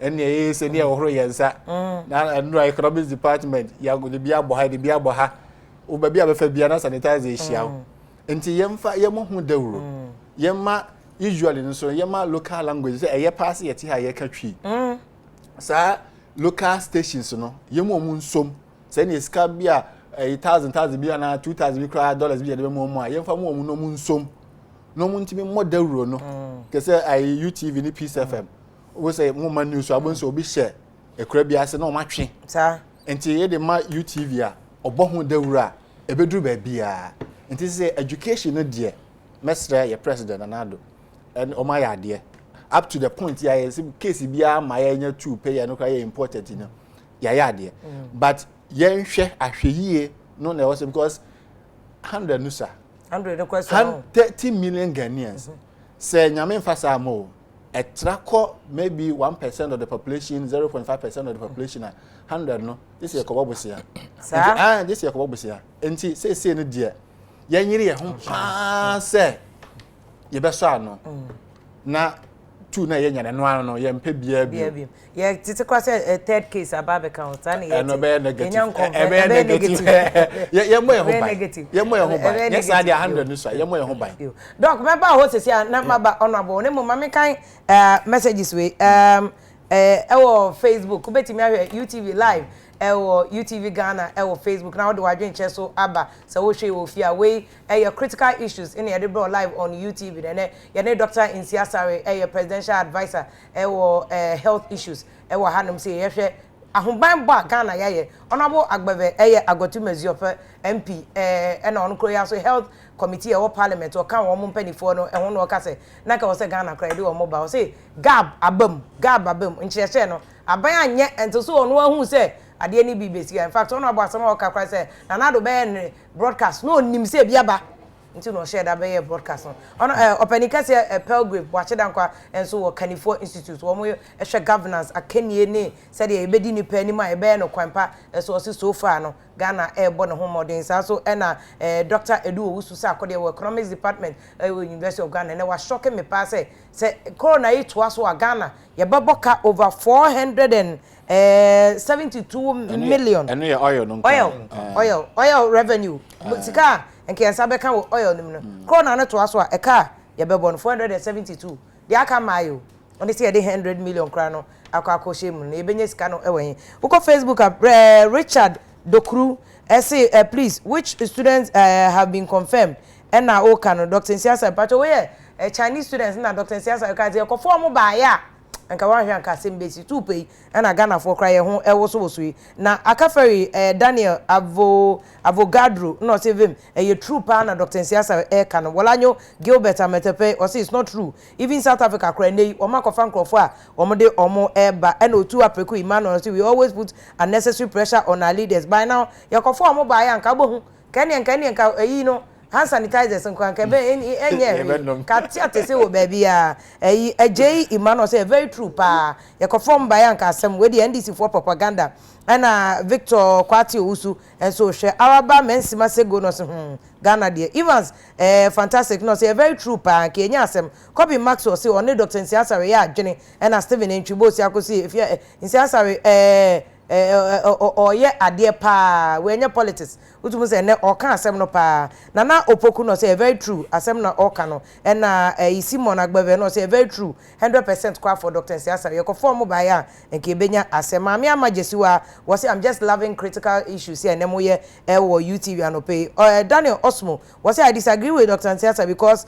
as of now we don't even know the current status of students na wo no e bia omo ho kra bia nya bi but the empedifo acha ne say Ghana for no ba kokra nya bi wom Ghana students one po omo nya bi wom e South Africa Sala papa I say for political reasons some were rooting for Ghana for no see for omomra so won dia kwakosi honorable Agbavene Nkrofo omo anto omo fo and Abdullah Razak say definitely ye de omo ba ya nke nya asem and Erekwa Davidson was say true pa nke benya asem Richie Devon was say fact senke ye de China for no eba Ghana nke ebenya asem ewo omai we mu na Daniel McCarthy nyante o says I don't dispute his fact but this is all because as a nation no ye weak health system until they also Dr. Nsiasare eye say omo hwe say omo benya strong system say dey bo china Ghana ni bi yare wo baby a ye ignore no esan say obia yare wo ni kroma na ne man akwa Ghana nkwa de obia man wo kra na ya ayite someone no say so the question is has any Ghanaian student in China tested positive or say any obia tested positive so far na George Afia na ne o say Dr. Nsiasare patwan na Hana hobby o say Afia some people be party. Shasa asema ba ye ka coronavirus asema ye nkemi NDC for say ye kofa omo emra. Heroin ya ko force no so you think NDC wish Ghana well. Omo they say ya politics. Obri ya bo Ebenezer ano say yo. Ye serious pa o. Ah chese nkofo mba ya nkenya asem. Na Adoma Julius sense healer no say it's true pa. Look at the country a. Wo ma akwa omo nkofo nyina ba. O say countries omo nkofo nyina ba. Omo no more the highest number of coronavirus cases. Inti ye kofa Ghana ba ya imagine Yankabeto Ghana or my way say Kenny K no say if we like talking too much or my way mo. Everybody is a professional expert in nothing. De bia ya na manyosem ebi na dia besi ene ya enka ebi muka se enka enkofa nkrofo emra no. Jesus wept or say they are not here yet the virus is here. Until what is Dr. Nsiasare talking about is one kofa China for na ma. And so virus na dru ha ebi dia ba ha. Until ono oken ede na oka Elizabeth Kellis Germany or say good job partner Dr. Nsiasare o making him. If ya Asabia Asare or say if ya mehwemo good education and emodema na me deso se we mu chirechire mu wo akan kasa mu Doris Nelly na Ashoko Ashite o say oba check your inbox na me wo questions bebe man penifo no tata wo mo ema me na ye hu se de tie if ya koto say very true pa ye ko form ba ya enka sa be nkie twa ajajo nkie fra yituma bo kra se Ghana nkie nyina ya hye kia die cry. Ebusafo tie critical issues. We share live ewo UTV for adwen channel so bra na bibi wo hono ma ya che ana question bi wo mean to be musaya wo de buy ni e be kan e de amam doc. Ma me nto aso ewo so na me buta issues se ya sa so far yeti aye say cases e nya ya cry o. Ebi besi Srem, ebi besi BA, ebi besi Western North, ebi besi Eastern Region. Plan mo treatment centers and labs no ebi wo ho man na Firefa system na amaye ni mu. Yo, me da sefua. Leadership. Fire war extreme good leadership, both in Kromo ha, Ghana ha, and even at epidemic level. Na honorable Kasebi aye sha se no ya ma obi antia. Ya man ko 40 ase because the first na we ye epidemic ni say obe activate wo epidemic preparedness. The epidemic operation committee no exati ye adwuma e say kura de presidency ye ma minister no enye on chair ya form president form interministerial committee me kura me ye member coronavirus interministerial committee de meti ana me ye machi me ko na anu am ko ye bi galam say asa an sheda nko ye bi asa we dey e brief president on daily basis na yesan be ye communication and china kura say ye ne minister for information every week be twice a week at around Sunday 1 p.m. and ebesa aye another one so on Wednesday the person e information no e man kofo pii and I assign e say the decentralized level if I wo doc more yen now so time and only honorable point no oh yeah beginning nearby did you have systems like this no in fact you have say press conference yes honor open say enye as sharp last week ni enya case bi okay last week enya case answer anything I may busa say assembly buy be free other countries Nigeria for register be Togo for the buy na mo system be say in place yes wouldn't say week be press conference that be na mo week be press conference last week last week assembly doc last 2 weeks o me press conference and last 2 weeks assembly na yeah oh adene buy no our agree say bia meetings and information no na e ma hihyo enti president akase yema information no influence how they admit it na sin talk kakao e free be January ba no yes but e free March mu de ye abasoro de mesa pese me kama obi ate ase ne say na doctor kase oh e bia tu abe ye mabiem kura ni man yenya adwen se bia yare no ba ko mabiem na mienu mabiem de ewo mu ne say e ba no na e bia e kofom okay de ama Italy ho ayehu ne say e kosoro ese Nigeria for de omunya ba kunya second one ka ho no e makese but de me hu se e ma yare no so entre kese ne say akwantu kura eswati obi eso eswati de bia next na bia wetima yesen ke wiase nyina beka se ye pedi pa wiase nyina ka 2 weeks obi a he ni kurum obi anko ba bia na wo mo advise president ade na mama na mbane akwantu ade na president man ko etu ko ade na man bane ibi oba no ko man me ko bane akwantu a 2 cases in Kenya tema president you see ye wo international regulations ye wo international health regulations ontimi ntina okurum nka se memo obi enwuram kurum ntina nkofo e challenge the Trump ye say oma Europeans ma ho from enron adwono okay there's a lot of backlash because we are one so yare no twemu a wetu aka say wo so ye ma Ghana ni bia emma abrochiri de na abeka ntimi nkasa ke ye ne we plane dia say Kenya for one plane wo so one plane no ma ne ntu nko ba bia bi ba ye ni plane wo say ma president tu kwan president tu kwa no ba bia wo kọ no na yare no enye wanko Italy wanko Iran wanko ebia South Korea na say China but say president buy no okay last week one ma direction say obi a wo bodo da bia obi antu enye say be ya enye very important say bia metie ni aka say WHO say doctor ye the precautions na go ko embra na ye kodwene corona virus ho a me ko no kwa me ko a me so ahwa ka say me yare so ho ehu because wonim say okwa na obetim de bia ba na so nti wonim nkofo na tete wo ne ade nti eno president so aye sa ade no they say no wasan call on the 6th March we say enchiachia we say your culture bi so for local transmission no ye wo social interaction ye wo Ghana eyi another ka sorry mosque because is member one member na ba so you see me twa hag say bra wo mo chia kra enye first e chia say do ya e chele na wa chow not na how na so de habo na kasa gu asum ni ade enti ni nyina president ye nyai me ne president ko yi last week Saturday na otwe ne ye ko yi akese mi ade kwa na mo ko yi a na ba ye na president o se wa hwe yi ade na o ko yi o show leadership by example ada ye ko yi no eno an say ye chia si ahemfo ni nyina nti se wan ko so wankwa onso ona bwa he na tade tuntum so wankwa obi beji na konyo free ni MC beji akonyo free ni sem baby edron so ye we election year also kwa chia but you take precaution na me fe me dese obi oba yi na se bia na ya na so to bi edu anu an say to chia 5 minutes no wi na betana se enkofo ba be chia president o nyina gina bia na obi abonti go se nyina ye se Japanese fo ya boy tri go se kwa Japanese fo se de usagu ochi na se bia won sam no enti eye ne ma eye leadership na ye kono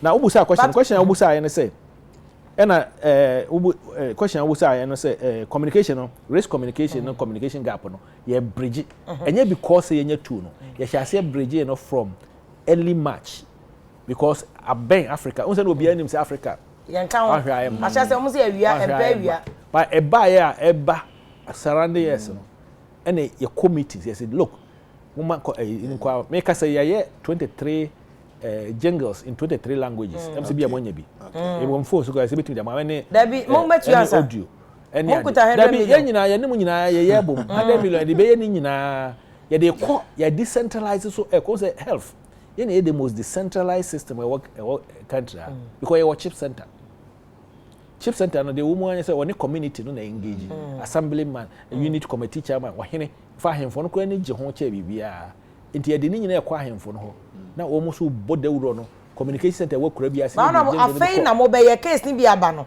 afei na mo de jingles ni ade be konkrase information fans ya de ko ansa kwa na yino ba information fans meka ISD for AGB a mo ye mo de jingles doc enye no credit jingles ba la e ba early beginning of this week e ba beginning of this me sakra kan jingle no na cases ni bia ba onya de da ba me sakra da costa cases ni ma ye no na jingle bia ni ho cases ba ya wada o na jingle bia ni ho de onya jingle da costa na fa mere wontem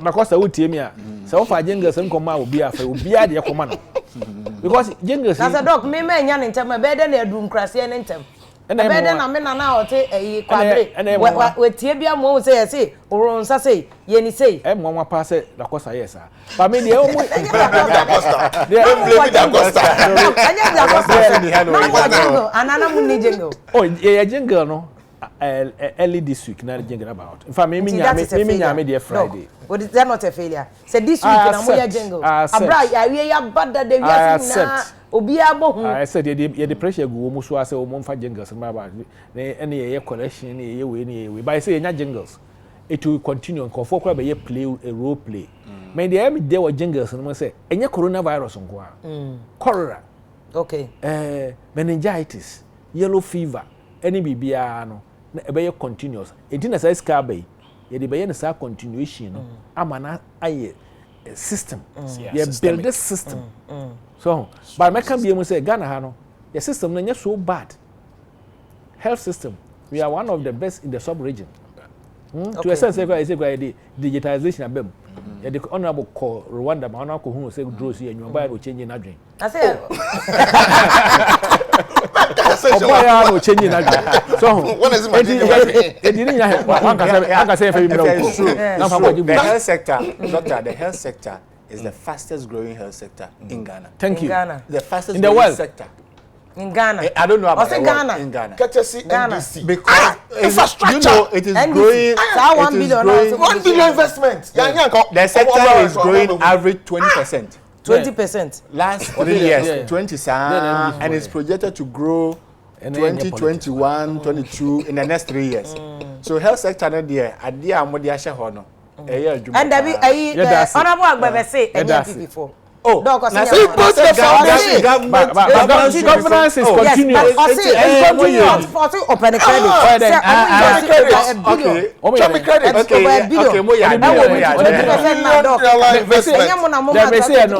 Next week Friday ni emra. Me say me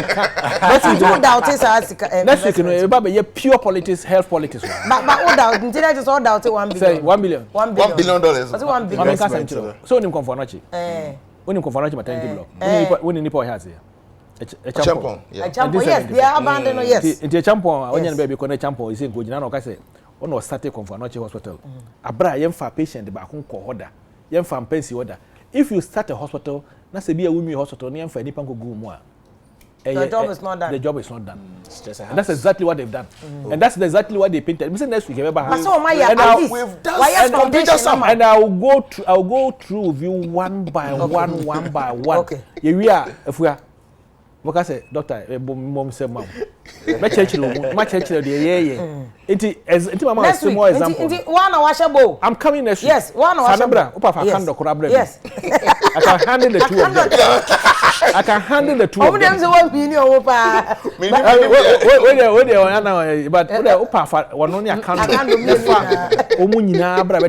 will handle them. So, as you can say, your plan, and I think I'm going to plan for. We have the plans. You have the plans. Yes, you have the plans, and the plans are being done by subcommittees, and the plans number. Okay. This is how we are going to roll it up, and we are rolling it up. Okay. Until you go so yes, I do money na. Until the mechanic say, media and the free Ukadana president can na you $100 million. The one I'm here hallelujah. I'm here hallelujah. Them can is afina. nkofo bi eso be di echi ahwe ye nti de me kan no I call meeting say we have to be accountable to the people. We have to open our eyes. Also ye bie ni nkofo so be hwe yen na nka ye nyina ye be free system no ye be tena ba bi aye hwe na hu say ade we ni ye ade we ni ye because apomudene ne boarding. Health is very expensive. But apomudene so far as I'm concerned number 1 maybe I dey can say come in cabinet making sure that any be discuss first.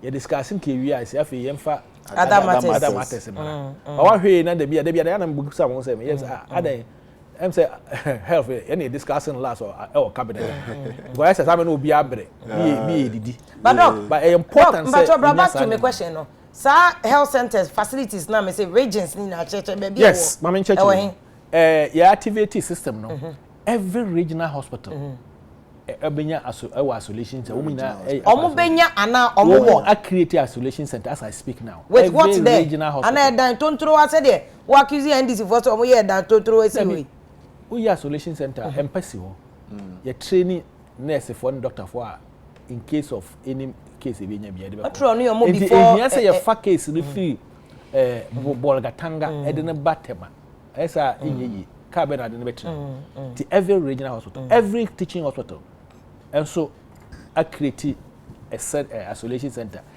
we new thing ayo the same thing happened during the Ebola time and then there's some and then there's some regional district hospitals are big ones and so I create for example Boku omo you know omo regional hospital Boku very important regional hospital Boku Doma very important Aflao na central minister mankofo ko no omo report do ma kohwe what is the gaps so we fill in the gaps and no dey me kan yankra say every isolation center should have a ventilator ventilator here but that means doc money plan what plan afi na mo say should have there were plan immediately you who say budget na here solidify no all those things obi district the enema be ba even say from Monday going ti baby e bi ne no e bia kwahye ukọ rage apart from your isolation center no say wo mu ni ventilator kwa wo mu ICU ventilator ye mobile e bitim dia call able for at least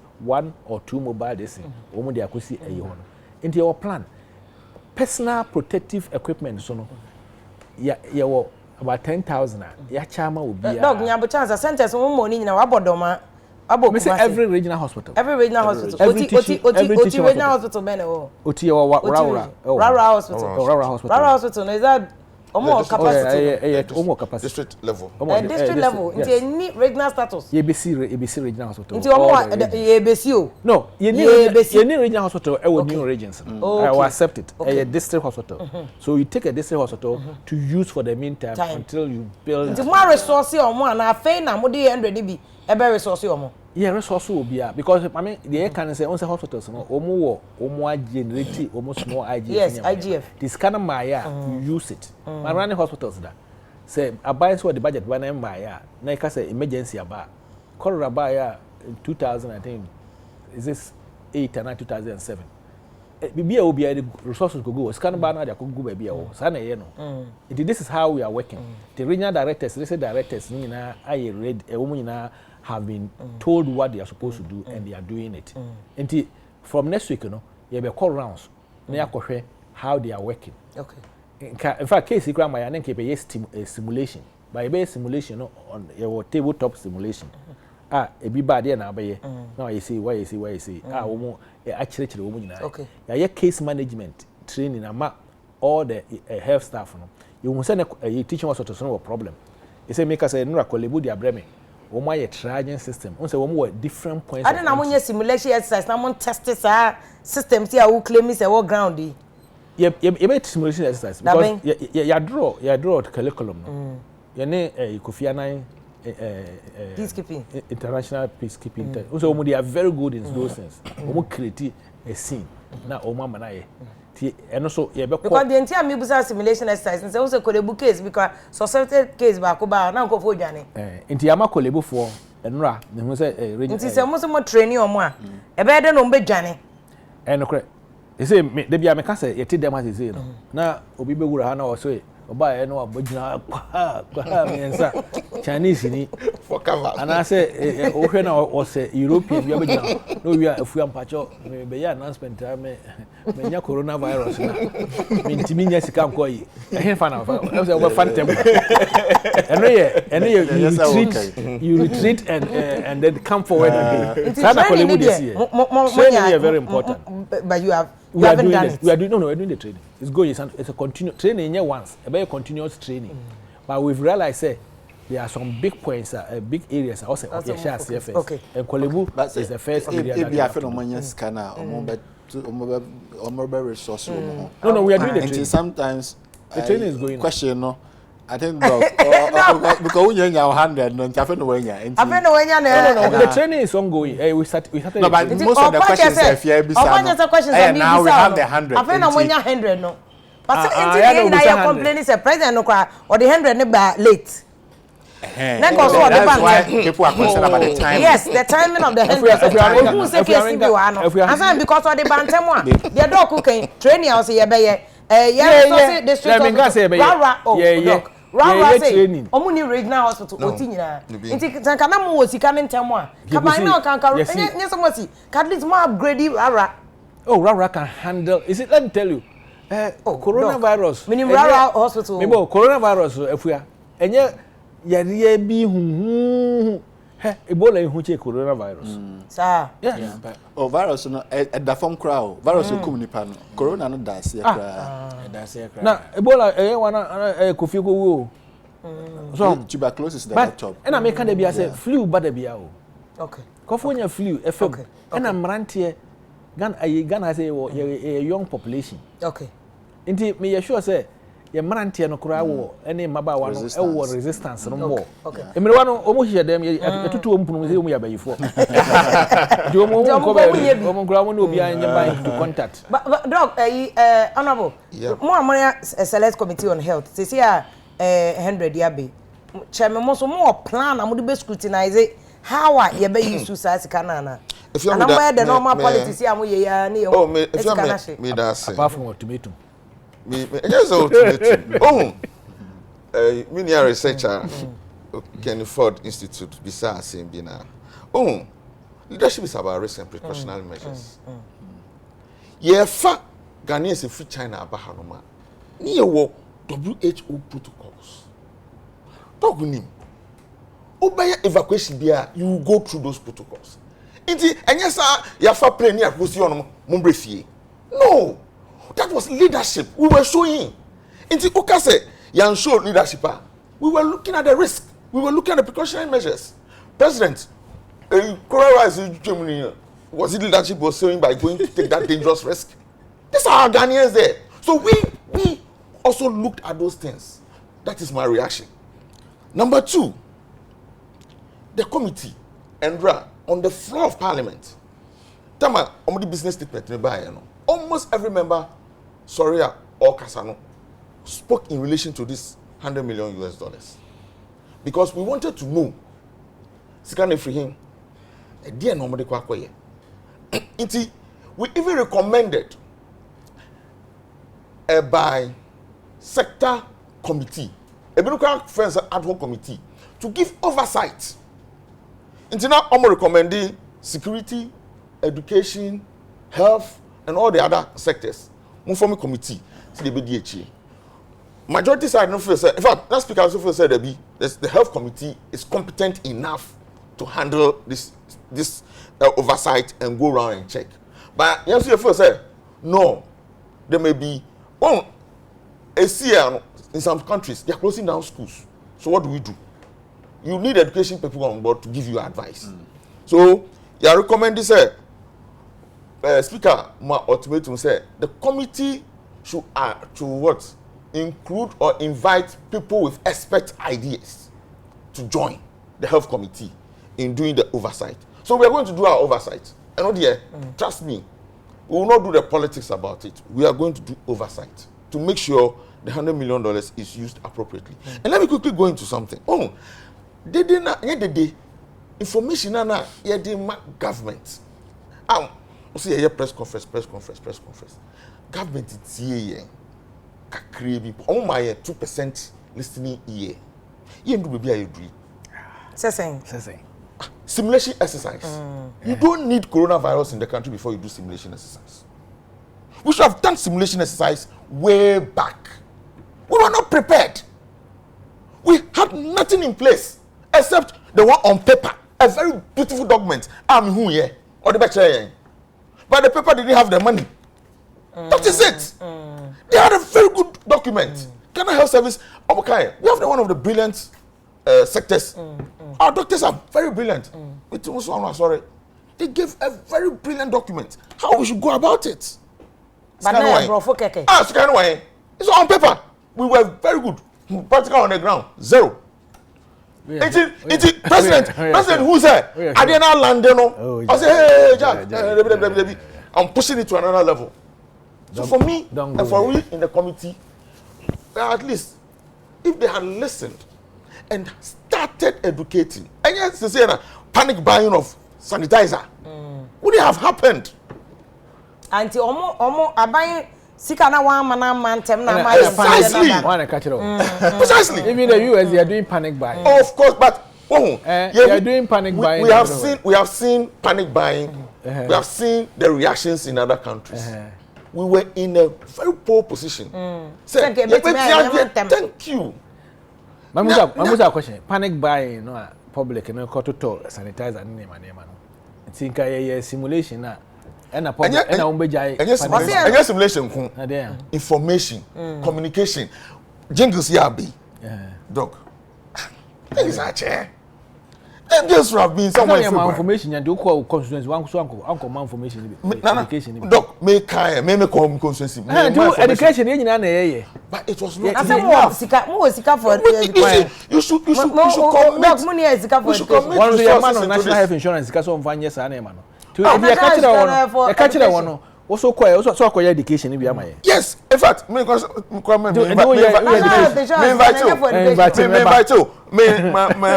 renovating the City Health Directorate, no, we have insurance can I know come on. And it is end of month me quite chat tape no.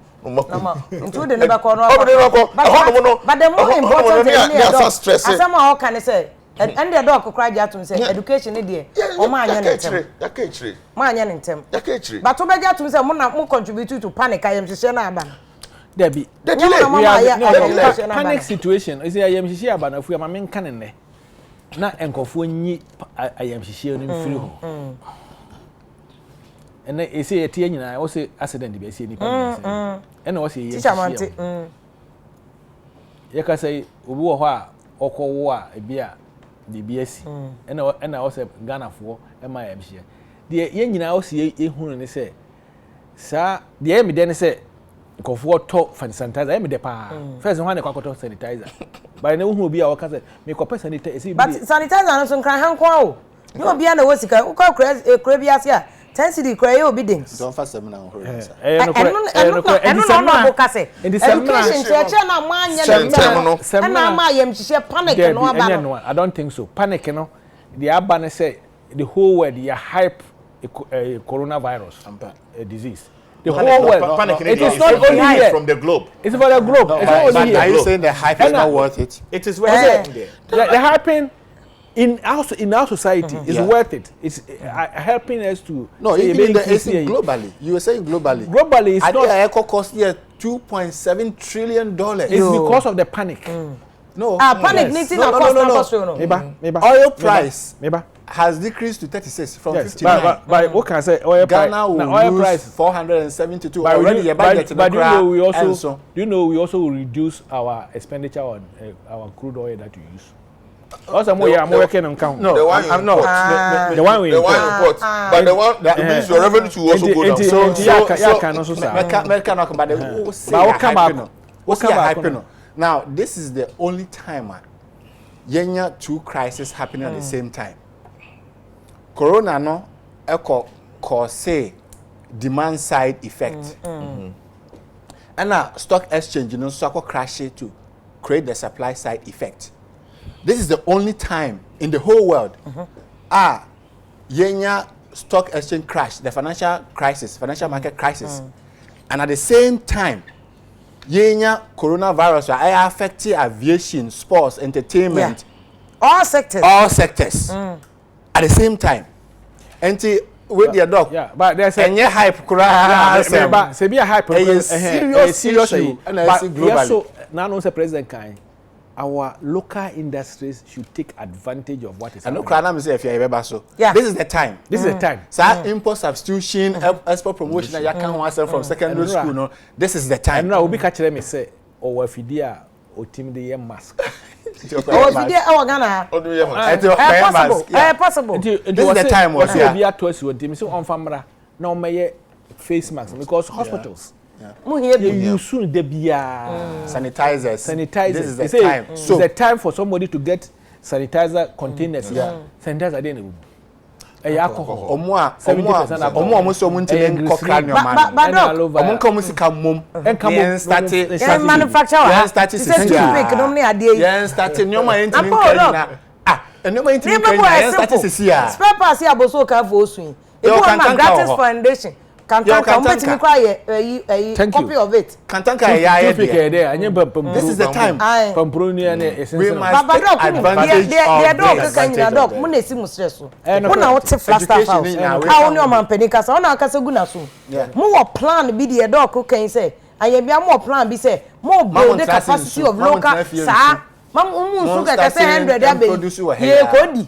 Nemo ya de bi build the capacity of Ghana for no mo ye bojo and say toothpick ye betimi enya boys bi on besene sokodua ni twape aye ne ti say toothpick ni abage no into containers ni ache e de ama restaurant ana yanko broni wa ye be testers no he ya e wa ha o say na no ukura president kan o kan sa asem kan say the local kan de o kan there be say ye o kan na say ya I want discussing of o kan so de ye kan yenye there be o want discussing of cabinet king promise enti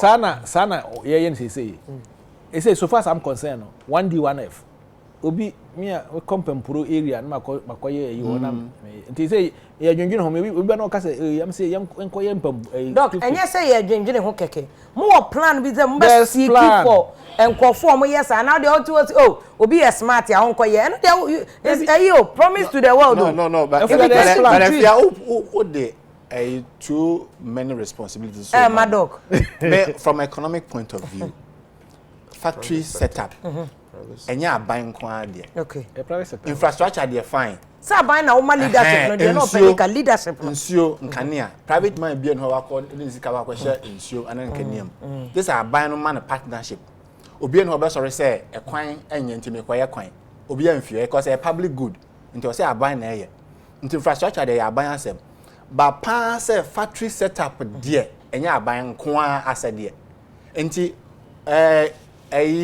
dwadifo mu tifi omu ntimi nkofa ne oman free channel nyina no omo nka omo capital ne mo because ka hihye omu sese ya okay anti education ne say yen ka ta capital ne mom na yen fan set a factory e wo heya import substitution ya kan me kra me betoi ya kan from Kwame Nkrumah time abesi sa bre no Parika said ade bia say no na bibi nso yeye ai anti this is the time I was said Ghana this is ya sakofa free trade secretariat na beto ye ho so ye be say ye encourage free trade in Africa free trade Africa free trade no Ghana na secretariat ye na ye host until this is the time emra na aso no emra e was say ye factory na ade e how man pay industrialization see ye manufacturing work a higher man because bibia na ye kokra until say pass Ghana for Ghana entrepreneurs nyina sorry worker say ye share factory be ye na ye nyina ne ma ye ntimi nkokran free China ene ma nkokran free Turkey ene ma nkokran free Italy ene ma nkokran free Germany US ye shas ye say ye nyina wo man mu na ye di wie na bi car na ye export promotion ye dia Burkina eno ne Mali no omomu hia no this is the time I think we should all wake up now okay I'm fine because e bi a won frɛ 1D 1F order fa me hunu 1D 1F ye wo mo ne sɛ wonim sɛ aban so sikan no aban ma enabling environment say one the o set system no won say 1D 1F ade e wo mu eye o mu boa ma wonya sika ukwaji loan no a aban efa mu fa interest no o mu divide into two so wonim sa that is a year the man for so push but Ghana han ye ne say oko China nneema no boafu yesi me te kwase me nim say no kora say ubusa wo de Africa is going to Africa or going to Europe or US because of quality. Africa the quality so what is wash and wear. Okay. Stages. Stages. Me to bag or Italy or Chinese shop. That's use you. 2011 I'm to bag, you know. Well, very good. My used to have my younger brother. But I could to bag and and Africa. The American chairman for you say, "Yeah, me she take advantage, especially economically." Yeah, you take me. By I'm telling you, if we are enche, ebeko or enche. Okay. Yeah, match antivirus. Match ending. Yeah, virus in the vaccine, the baby in September. Okay. Because vaccine preparation, we are also test. But the management in the mbetimi manage. Yes. Oh, vaccine. Be September. Be next year, towards next year. But the end also a betimi so no by March ending no. Oh, once a year bano. Oh, treatment na ye supportive treatment. Antiviral. Say omo omonye be kese pa no. China for the entire omo ama ewu no cough man infection cough no. Omo say emriwane nkokora no mba na nsu akogina omo lungs. Nti dey also ye say mba ya na omo intubate o. No take over respiration. No pumping lungs na o pumping lungs na nsu no ntimi nyinam. Because o lung na it say full. Nti o pump te bia e be gire mo nsuo no ntimi mbem ena ma wo survive tetem to wo hunu anu adu no wo antiretrovirus combination ni ade but the most important thing is e benya vaccine because SARS ni ade o vaccine o to the born and dey be so anu kra na ke say obenya kra obenya no mild na ensanko obani amego Mr. Wachida leadership there unu ya be ma doc adusa ko there kan there doc isiasa we akese enka wo say etuminya fpan faso waka faso ni bi kra and say ba me musa say leadership Ghana mpanifo creating o mampani excellency na nado omu sa leadership ne say ho kwan a omu mienu aka ho asemi yem build local industry say bi ye toothpick e bi ye spare parts ni ade do we have sa leadership betimi pia sa agenda no ana am yedru ho I think say from free market environment no say Ghana eja enche bia na 63 and Ghana yenya almost about 17 leaders over our journey na esono bia ni leadership styles or deba na so hwe corona ya to ya make us any this ni advantages ni say entrepreneurs no ebetumi take advantage na eja ye imports ya ye de be ya ye ntumi mfam be then they also betumi abom then betumi develop their own innovative in goods bia ebeboa oman no now in terms of leadership no who say government ekra ambulances because ebia ohun ahead say BBC ebetumi esi na aboa health sector no into say yes government also assign your drones so I betumi distribute medicine in Niema. All of that is part of leadership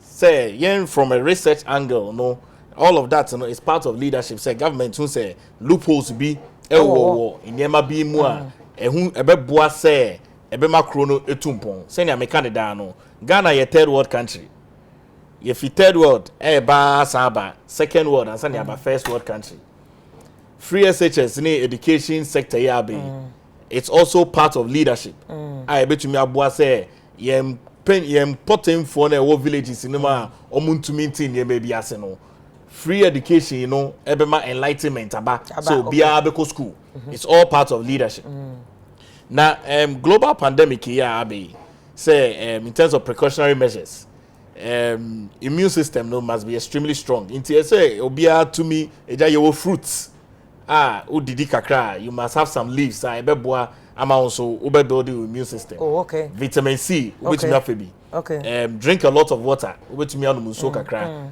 eso so to me home so uye juma kakra no home all of that but can there mitumi say omampeni the government di anu na nado danko ekufado from a research angle policy angle no ni 80 policies we put out in nya no e tre say opeso hu say Ghana betumi etumpon okay that chain say onu ni honoma structures and systems now are set in place no ebeboa ama Ghana etumi etumpo. Okay.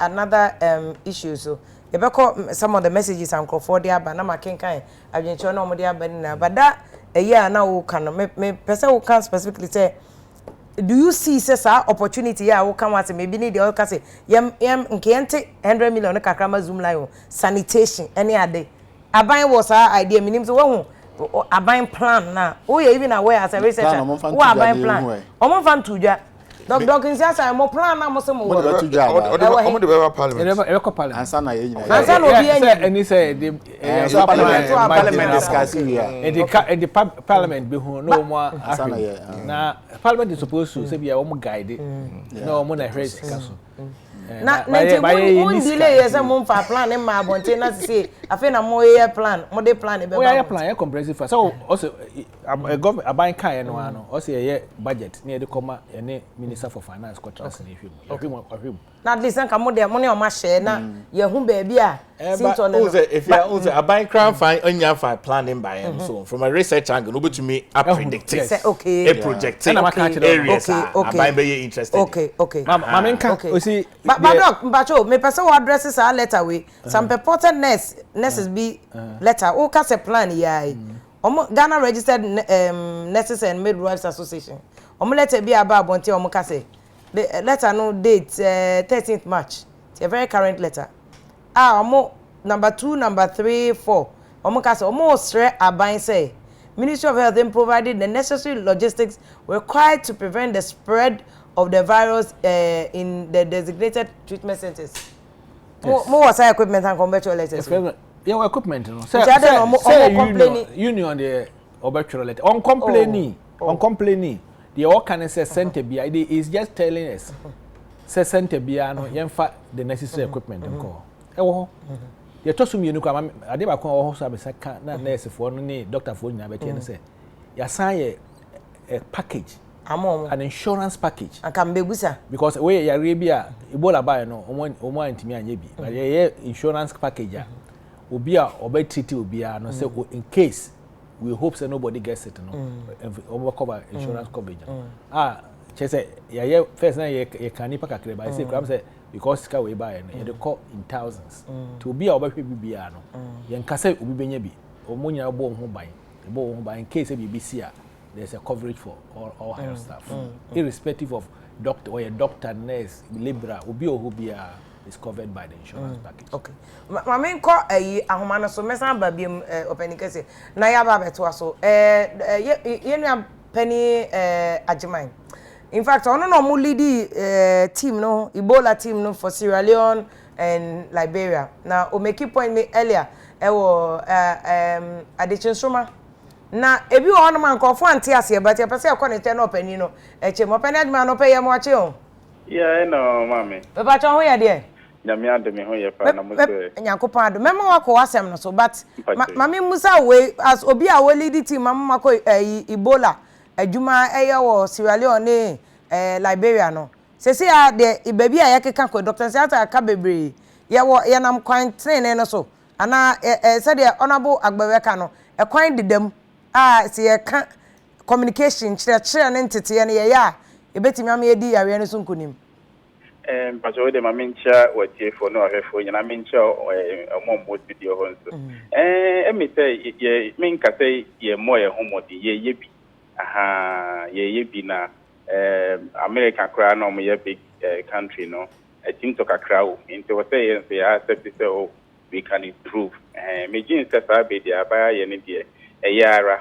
but bitima ye aye bia ka ho ama na tipi na nkoye se covid nkwa kra na ye de asia no eno niema we ye ne bitimi close a lot of gaps we in health system in terms of outbreak pachai na pacho de na o kan say o say e de bi ye ba na o kan ba capacity of labs e wo Ghana ha de wo Kolebu de wo Aban hospitals Accra Regional Hospital ne Kumasi ne other centers mo amoye laboratory technicians mo na mo hwe labs ni nyina so a wo na oda wo ma no ye wo capacity na BBC a se bia savulugu sandema ana hwehwe fanchen beto me talk ye betimi aso ano atest am wo we eye corona na ye wo sa capacity no Assembly say capacity no testing ni there no Gucci ni Kumasi KCCR no they have the capacity. I'll meet my testing on the other.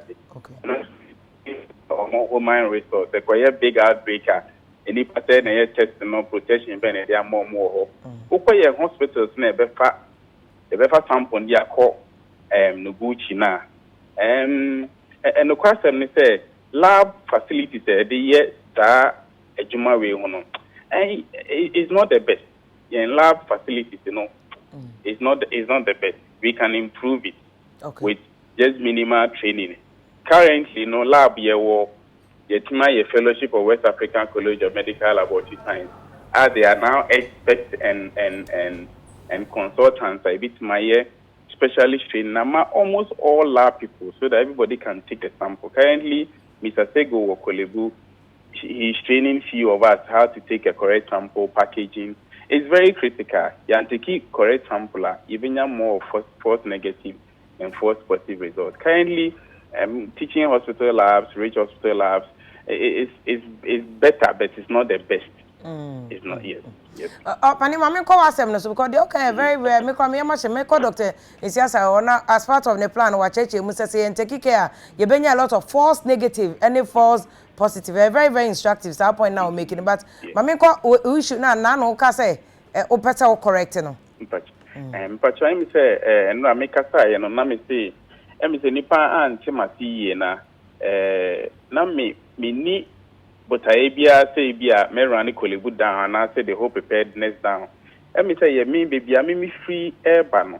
The me who we Ebola no any mu need the way a bit my stay system no any the way near me corner. Emma men there yem share kasa I mean kasa ye she bibi and president and so kasa maintain no bet me ready and near more kind no. The obeka no wakano. Na me pese me chere say my education no enko form and to say bia me kan bibi na ministry no anya omo de Kolebu hospital no anya omo de ya issue say answer be media kasa about hospital no so nya permission from PRO and as a chief executive officer and to pese me fa akonya we na me ka cho say me sorry say bia me kan bibi na eti omo na so na me show me say ja akra any to na so a won chance o paper next time na me kasa me show me kasa mu yi yo dog mama no ase money so ne adwuma but ya da so ne o points na we making ya da so bebre pa openi kase ajima ona o hwe laboratory technicians so ye adwuma Kolebu no kase na anu asem o kan nye se bia adwemmone na mum no kan se obeka na ye nyina ya hwe hu ye in fact o kan asem bia dog e wo so yi ano say ya build the capacity of your labs so a ye be kwa test ya de ya say ye negative and so be na bia positive and I positive and so be na bia negative nti mo plan na mo ye wo mu no e de ahombo na mo ya ma labs no am so o chechire mo say epidemic we labs mi nu pe na ye test no Gucci any KCC or you correct no correct okay nti test no reports no nye ordinary lab bia na ye na say pressure be do almost say cases be 100 200 ba on betimi handle no Gucci betimi handle over 800 cases at a time cases here so na I mean number of machine or but me so betimi handle over 200 I mean sure say that could be nya be 2000 cases god forbid the tosum you know ne o mo take samples no here war team special team which are train a lab for NAA into a training wo mu nyina a continuous training once a team bia no epidemic e bia won ho the way a sample a we take it okase obi o no Ebola nti wonye in training bi ma anya sanity enye nkwa na training WHO be so make sure say report bi omenya bia e positive no e true positive e negative so e true negative and the continuous quality improvement into Yegusua. Doc, adena mo use Ebola team now mo call Liberia ne Sierra Leone. Adena mo ye mo isolated team my bra. Sa team nka. Oh, most of the people are more, for example, case management team no. One call Ebola na kan. They have the knowledge but it what's that Ebu hokura wo mo je adwuma ko. Ebu oni adwuma mo bi. Nti ye wo team a ye train wo mo de bia. Okọ hospital bia eno akra say no. Ya san fa committee bia. Ye pese what's that yare ba sa na public care for the woman need hospital woman patients and you work clinical care for clinical care for no na specialists ne consultants ne a odi no nti me be di team bi anima ye be bridge wo mu together okay se be ya mpanimfo a wo apomudin nyina be take part we adisua okay ene medical students ne pharmacy for ne nurse for nyina be sua de papa nti ye pese ye ka wo mienu nyina bo ai say obeka say oh me de menka oh ye public doctor sa akode masem but doctor sa akode mo de wo move se be ya wo be hu community nyina wo consulting room the whole community ena obi o take kolebo no the consulting room physician specialist consulting room o tie no and as a ward na o tie ti we ade a ye go so a ade we aba no ye de ye bibi the systems o say de bia ne doctor can work system will place it doesn't matter whoever is there okay no answer will follow sana omo yen baby a ma ye adwuma Dr. Sambanche openi meba wa bebu say yamba ne flight nyina na sisi ayenya cases kwa no yamba ne flight around the but openi ka say niam ye import ba ye ntwam some way press conference yamba ne aso mo press conference yamba ne but doc edisa ko de bacho yenye niam ye kra eba na wo ka say China kwa yesika na keko 3.2 billion. Yes, Kaketua. Say force. $billion. $billion. Force. Any idea say what should we do? Maybe ma. Okay, say in Chama as a compare and Tokama trade war. Yeah. We have to be strategic. I'll say me and it. Na ye opportunities are available. Ye ntimi aban ntimi and announce say ye mfa no free China. As I go Tokama Ghana and China and Ghana near my from. But the bit me I say you say US and China no more trade war. Yeah. We can also say oh yeah we my chrome. We say the tax say better so. And no the Ghana here ho dey say only o say me azuma nkoko ntokwa. Wo mo be akume. Na say the ho ne say enoma bi wo ho a e be take time kakra nsa na yetimi aye oman mu. It is machines, industrial machines. Yentimi nye oman mu sesi a but nyoma ba ko mienu ketenkete bia ye betimi aye na no na mehu ye na e mare ho se tomatoes na ye import ntos importing toes ye different ye nyoma ketenkete Burkina Burkina de no ha ye nyoma ketenkete bia sese no ye hwe adwadefo mu tifie na mu ntimi nkofa no mani na ye start de betimi ye fa be short term measure ye onoma bia ye ne den this ye kokraba saa nyoma no de ye nhwen kakra na ye nkoso ankra ye ba ye onoma bia within this short time from short time to medium to long term ye betimi aye ama ye aye ho atoye we de ye nkwa announce hwe aban no nkwa announce hwe se ye mfa no we free Italy ye mfa no we free China ma eno de ye se ntokwa ne ekope by ye entrepreneurs ye adwadifo na ye ti oman mu na no yenye smart okay yenye smart na ye nkope asase Ghana has asase pe na ho den kakra but ye be ne dai ye pe asase bi ye pe factory bi apel business bi kakra bi ni aye ne kakra ye ne kakra ni ama ye homre so because manufacturing the question now be a very important manufacturing sector any agri sector economics you be a fair no employment elasticity of GDP as you say so man no nyini no ekona nim ba ko a nimpa he na ebenya adwuma free sa enyini nim agric ni manufacturing omumma Ghana de no about 60% say ye nyini no ko yanim 100 ya emu ebetimi akreti adwuma 60 ama oman mu agric ni manufacturing ko okay enti ye nhwe ho ohwe manufacturing so a so ye ho ya we be cut down imports nyema ye kraba no what so last year you imported $13.2 billion last year $13.2 billion yes 2019 export na export ye 15.4 export ye more than imports but there is a but here figure na recording export no nyina na tena oman mu bi betwam ha no because companies for example oil sika ya kan okay am I ho $4 billion and ye binya oil Ghana dey omu 1.1 out of 4 billion yes out of 4.5 enti ubehun say sika no da export value no mu kakraka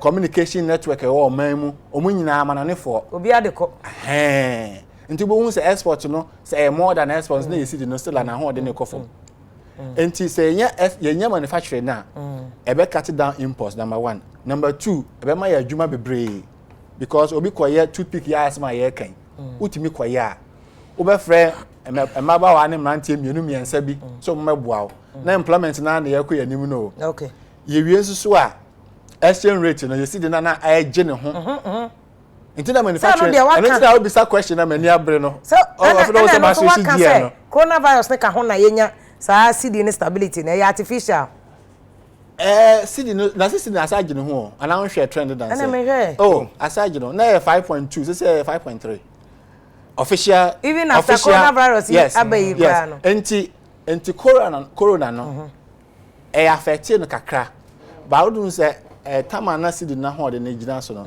na is a Bank of Ghana forest sales eno ka ho sa strategy no ka ho bi na save ye yakoji euro bond no sika na is in dollars nti e ba ye de sika no na e ba be ma CD na ho de na koso kakra ansa na ye wo committee so a Ministry of Finance kai it's a committee na nche bi o report o say e ba na ye nyina ye hwe report ndo mu di ekosi ye how they save the CD 47 members how they save the CD we want to know enti kori anaka ho say China for ejodi for muntimi nko no o ma kepi o mu CDs ba no de anya ade muntimi di e ho atoso enti exchange rate no the permanent solution say be save your CD no say depreciation of a CD enye too bad okay enye too bad because e betima ma exports bebre nemum de bia the economies ye can stability okay say betima gina fa ko ping pang enye no ne ye hwe okay doc me say wrap up man because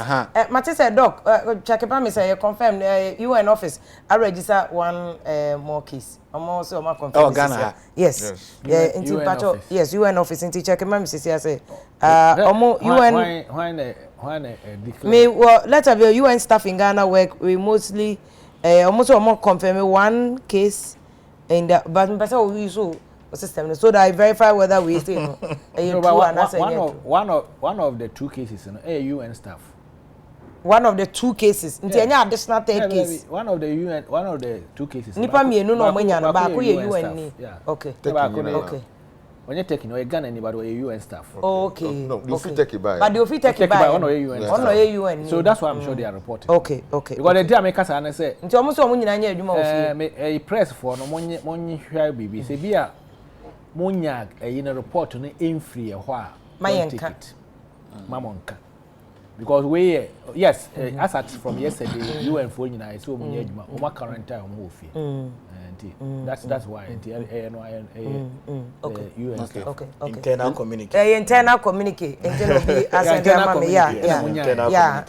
But a good so one correcting is I am so visited case and third case. Radio station be enya no so take case about you. So one verify. Nti ye dey at least ye aduma. And they verify very important say. Nti ye manufacturing no. Ye ka say economy be resilient ya. Sa resilient ya ya kan in the 2020 budget no. Say economy is strong. Robust economy. Economy BBC obetimi aso ano okay say nyoma ya adwadefo esu say economy is that strong resilient the manufacturing sector no was that resilient anka ye nsu okay anka nyoma na ye ntimi nkofere nya ye obi dada okay ana imports no ye omutu ye were finished products and ye wie dada no ye wie dada and ye were raw materials say cocoa num ne ade de ko no imports asem na make okay and raw materials your raw materials bi ho a ye ntimi nye na oman mu this year kokra and na make say no ma ye ntimi nye na oman mu de no ye ntwentwe so kakra na ye nhwe de ye betimi because Association of Ghana Industries o betimi aboa with this research say aban ni abre I think say the dog can you better we say so next week e be maybe even on radio na ya say AGI for inform omram say nye ni na ya aban there role no betimi play but no honorable but openika say Yambane flights na nani ade because they say oboase the nkofo insist say no so a third case say one of the mining workers at the helicopter and call boat almost will be back you confirm here. Okay. Say Ghana a developing country.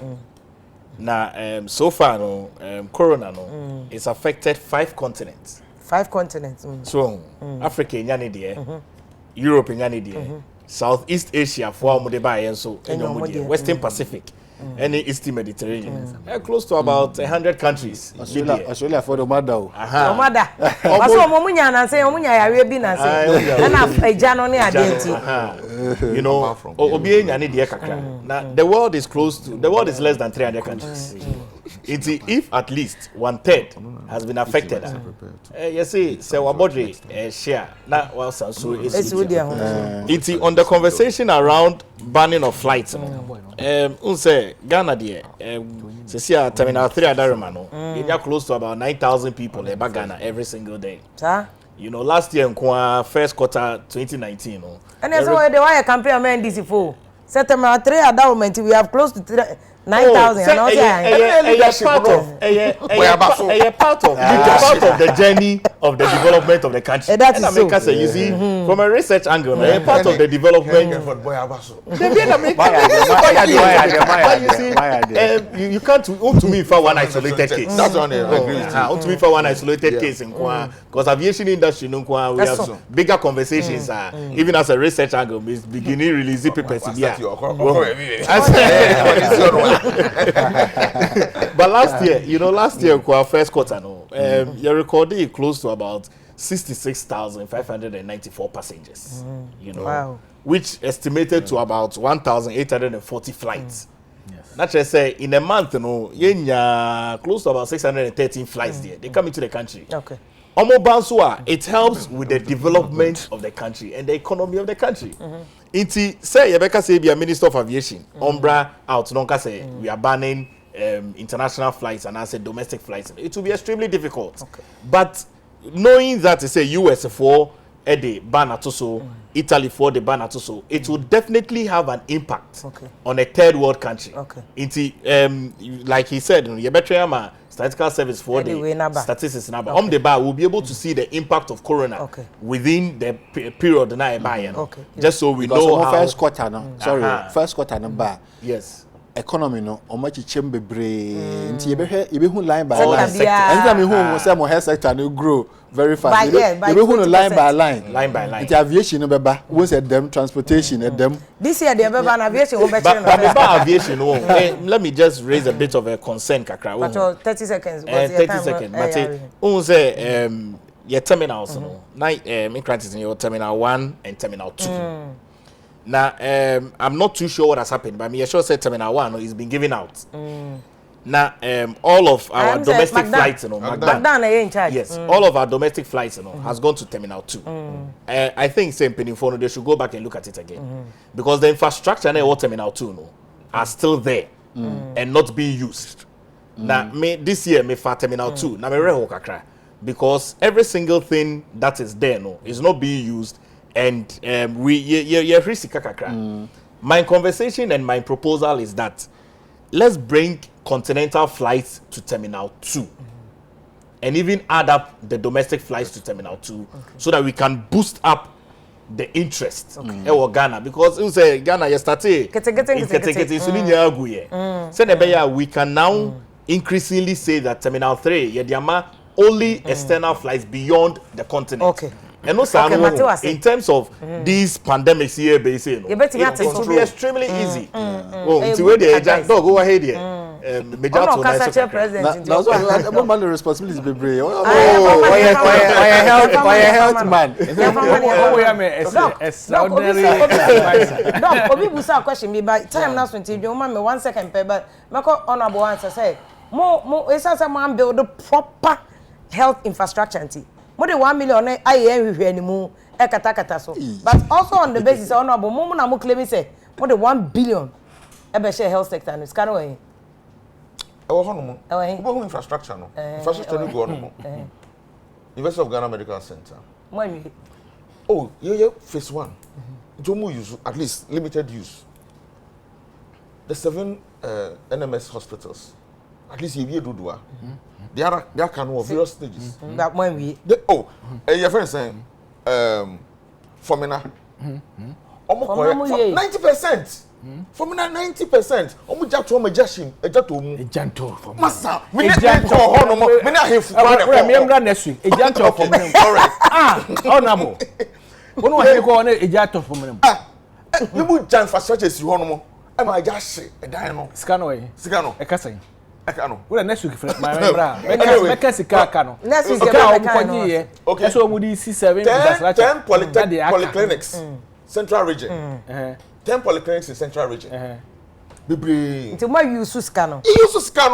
Egu akwem. Now you see if you mama hammer on a very important point. 30 seconds. You were very poor systems low level no. Health centers and hospitals. Musika sem yede. Enya.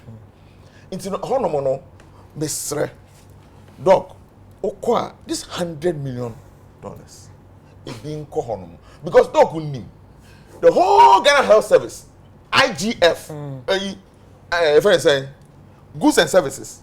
Yeah, I know na door super yeah. But 4 million Ghana cedis back. Yeah, chama 16 regional hospital health directorates and 260 district health directorates. Dog. It's with this pressure, there's no way. Number 2. Okay, oh no, NHIS, second. Yeah, NHIS. What the car? The hospitals cannot pay their bills. You charge electricity bill. They cannot pay their contract staff. They cannot handle even certain little medical consumables. Okay, they charge electricity. IGF component, no. Say service component.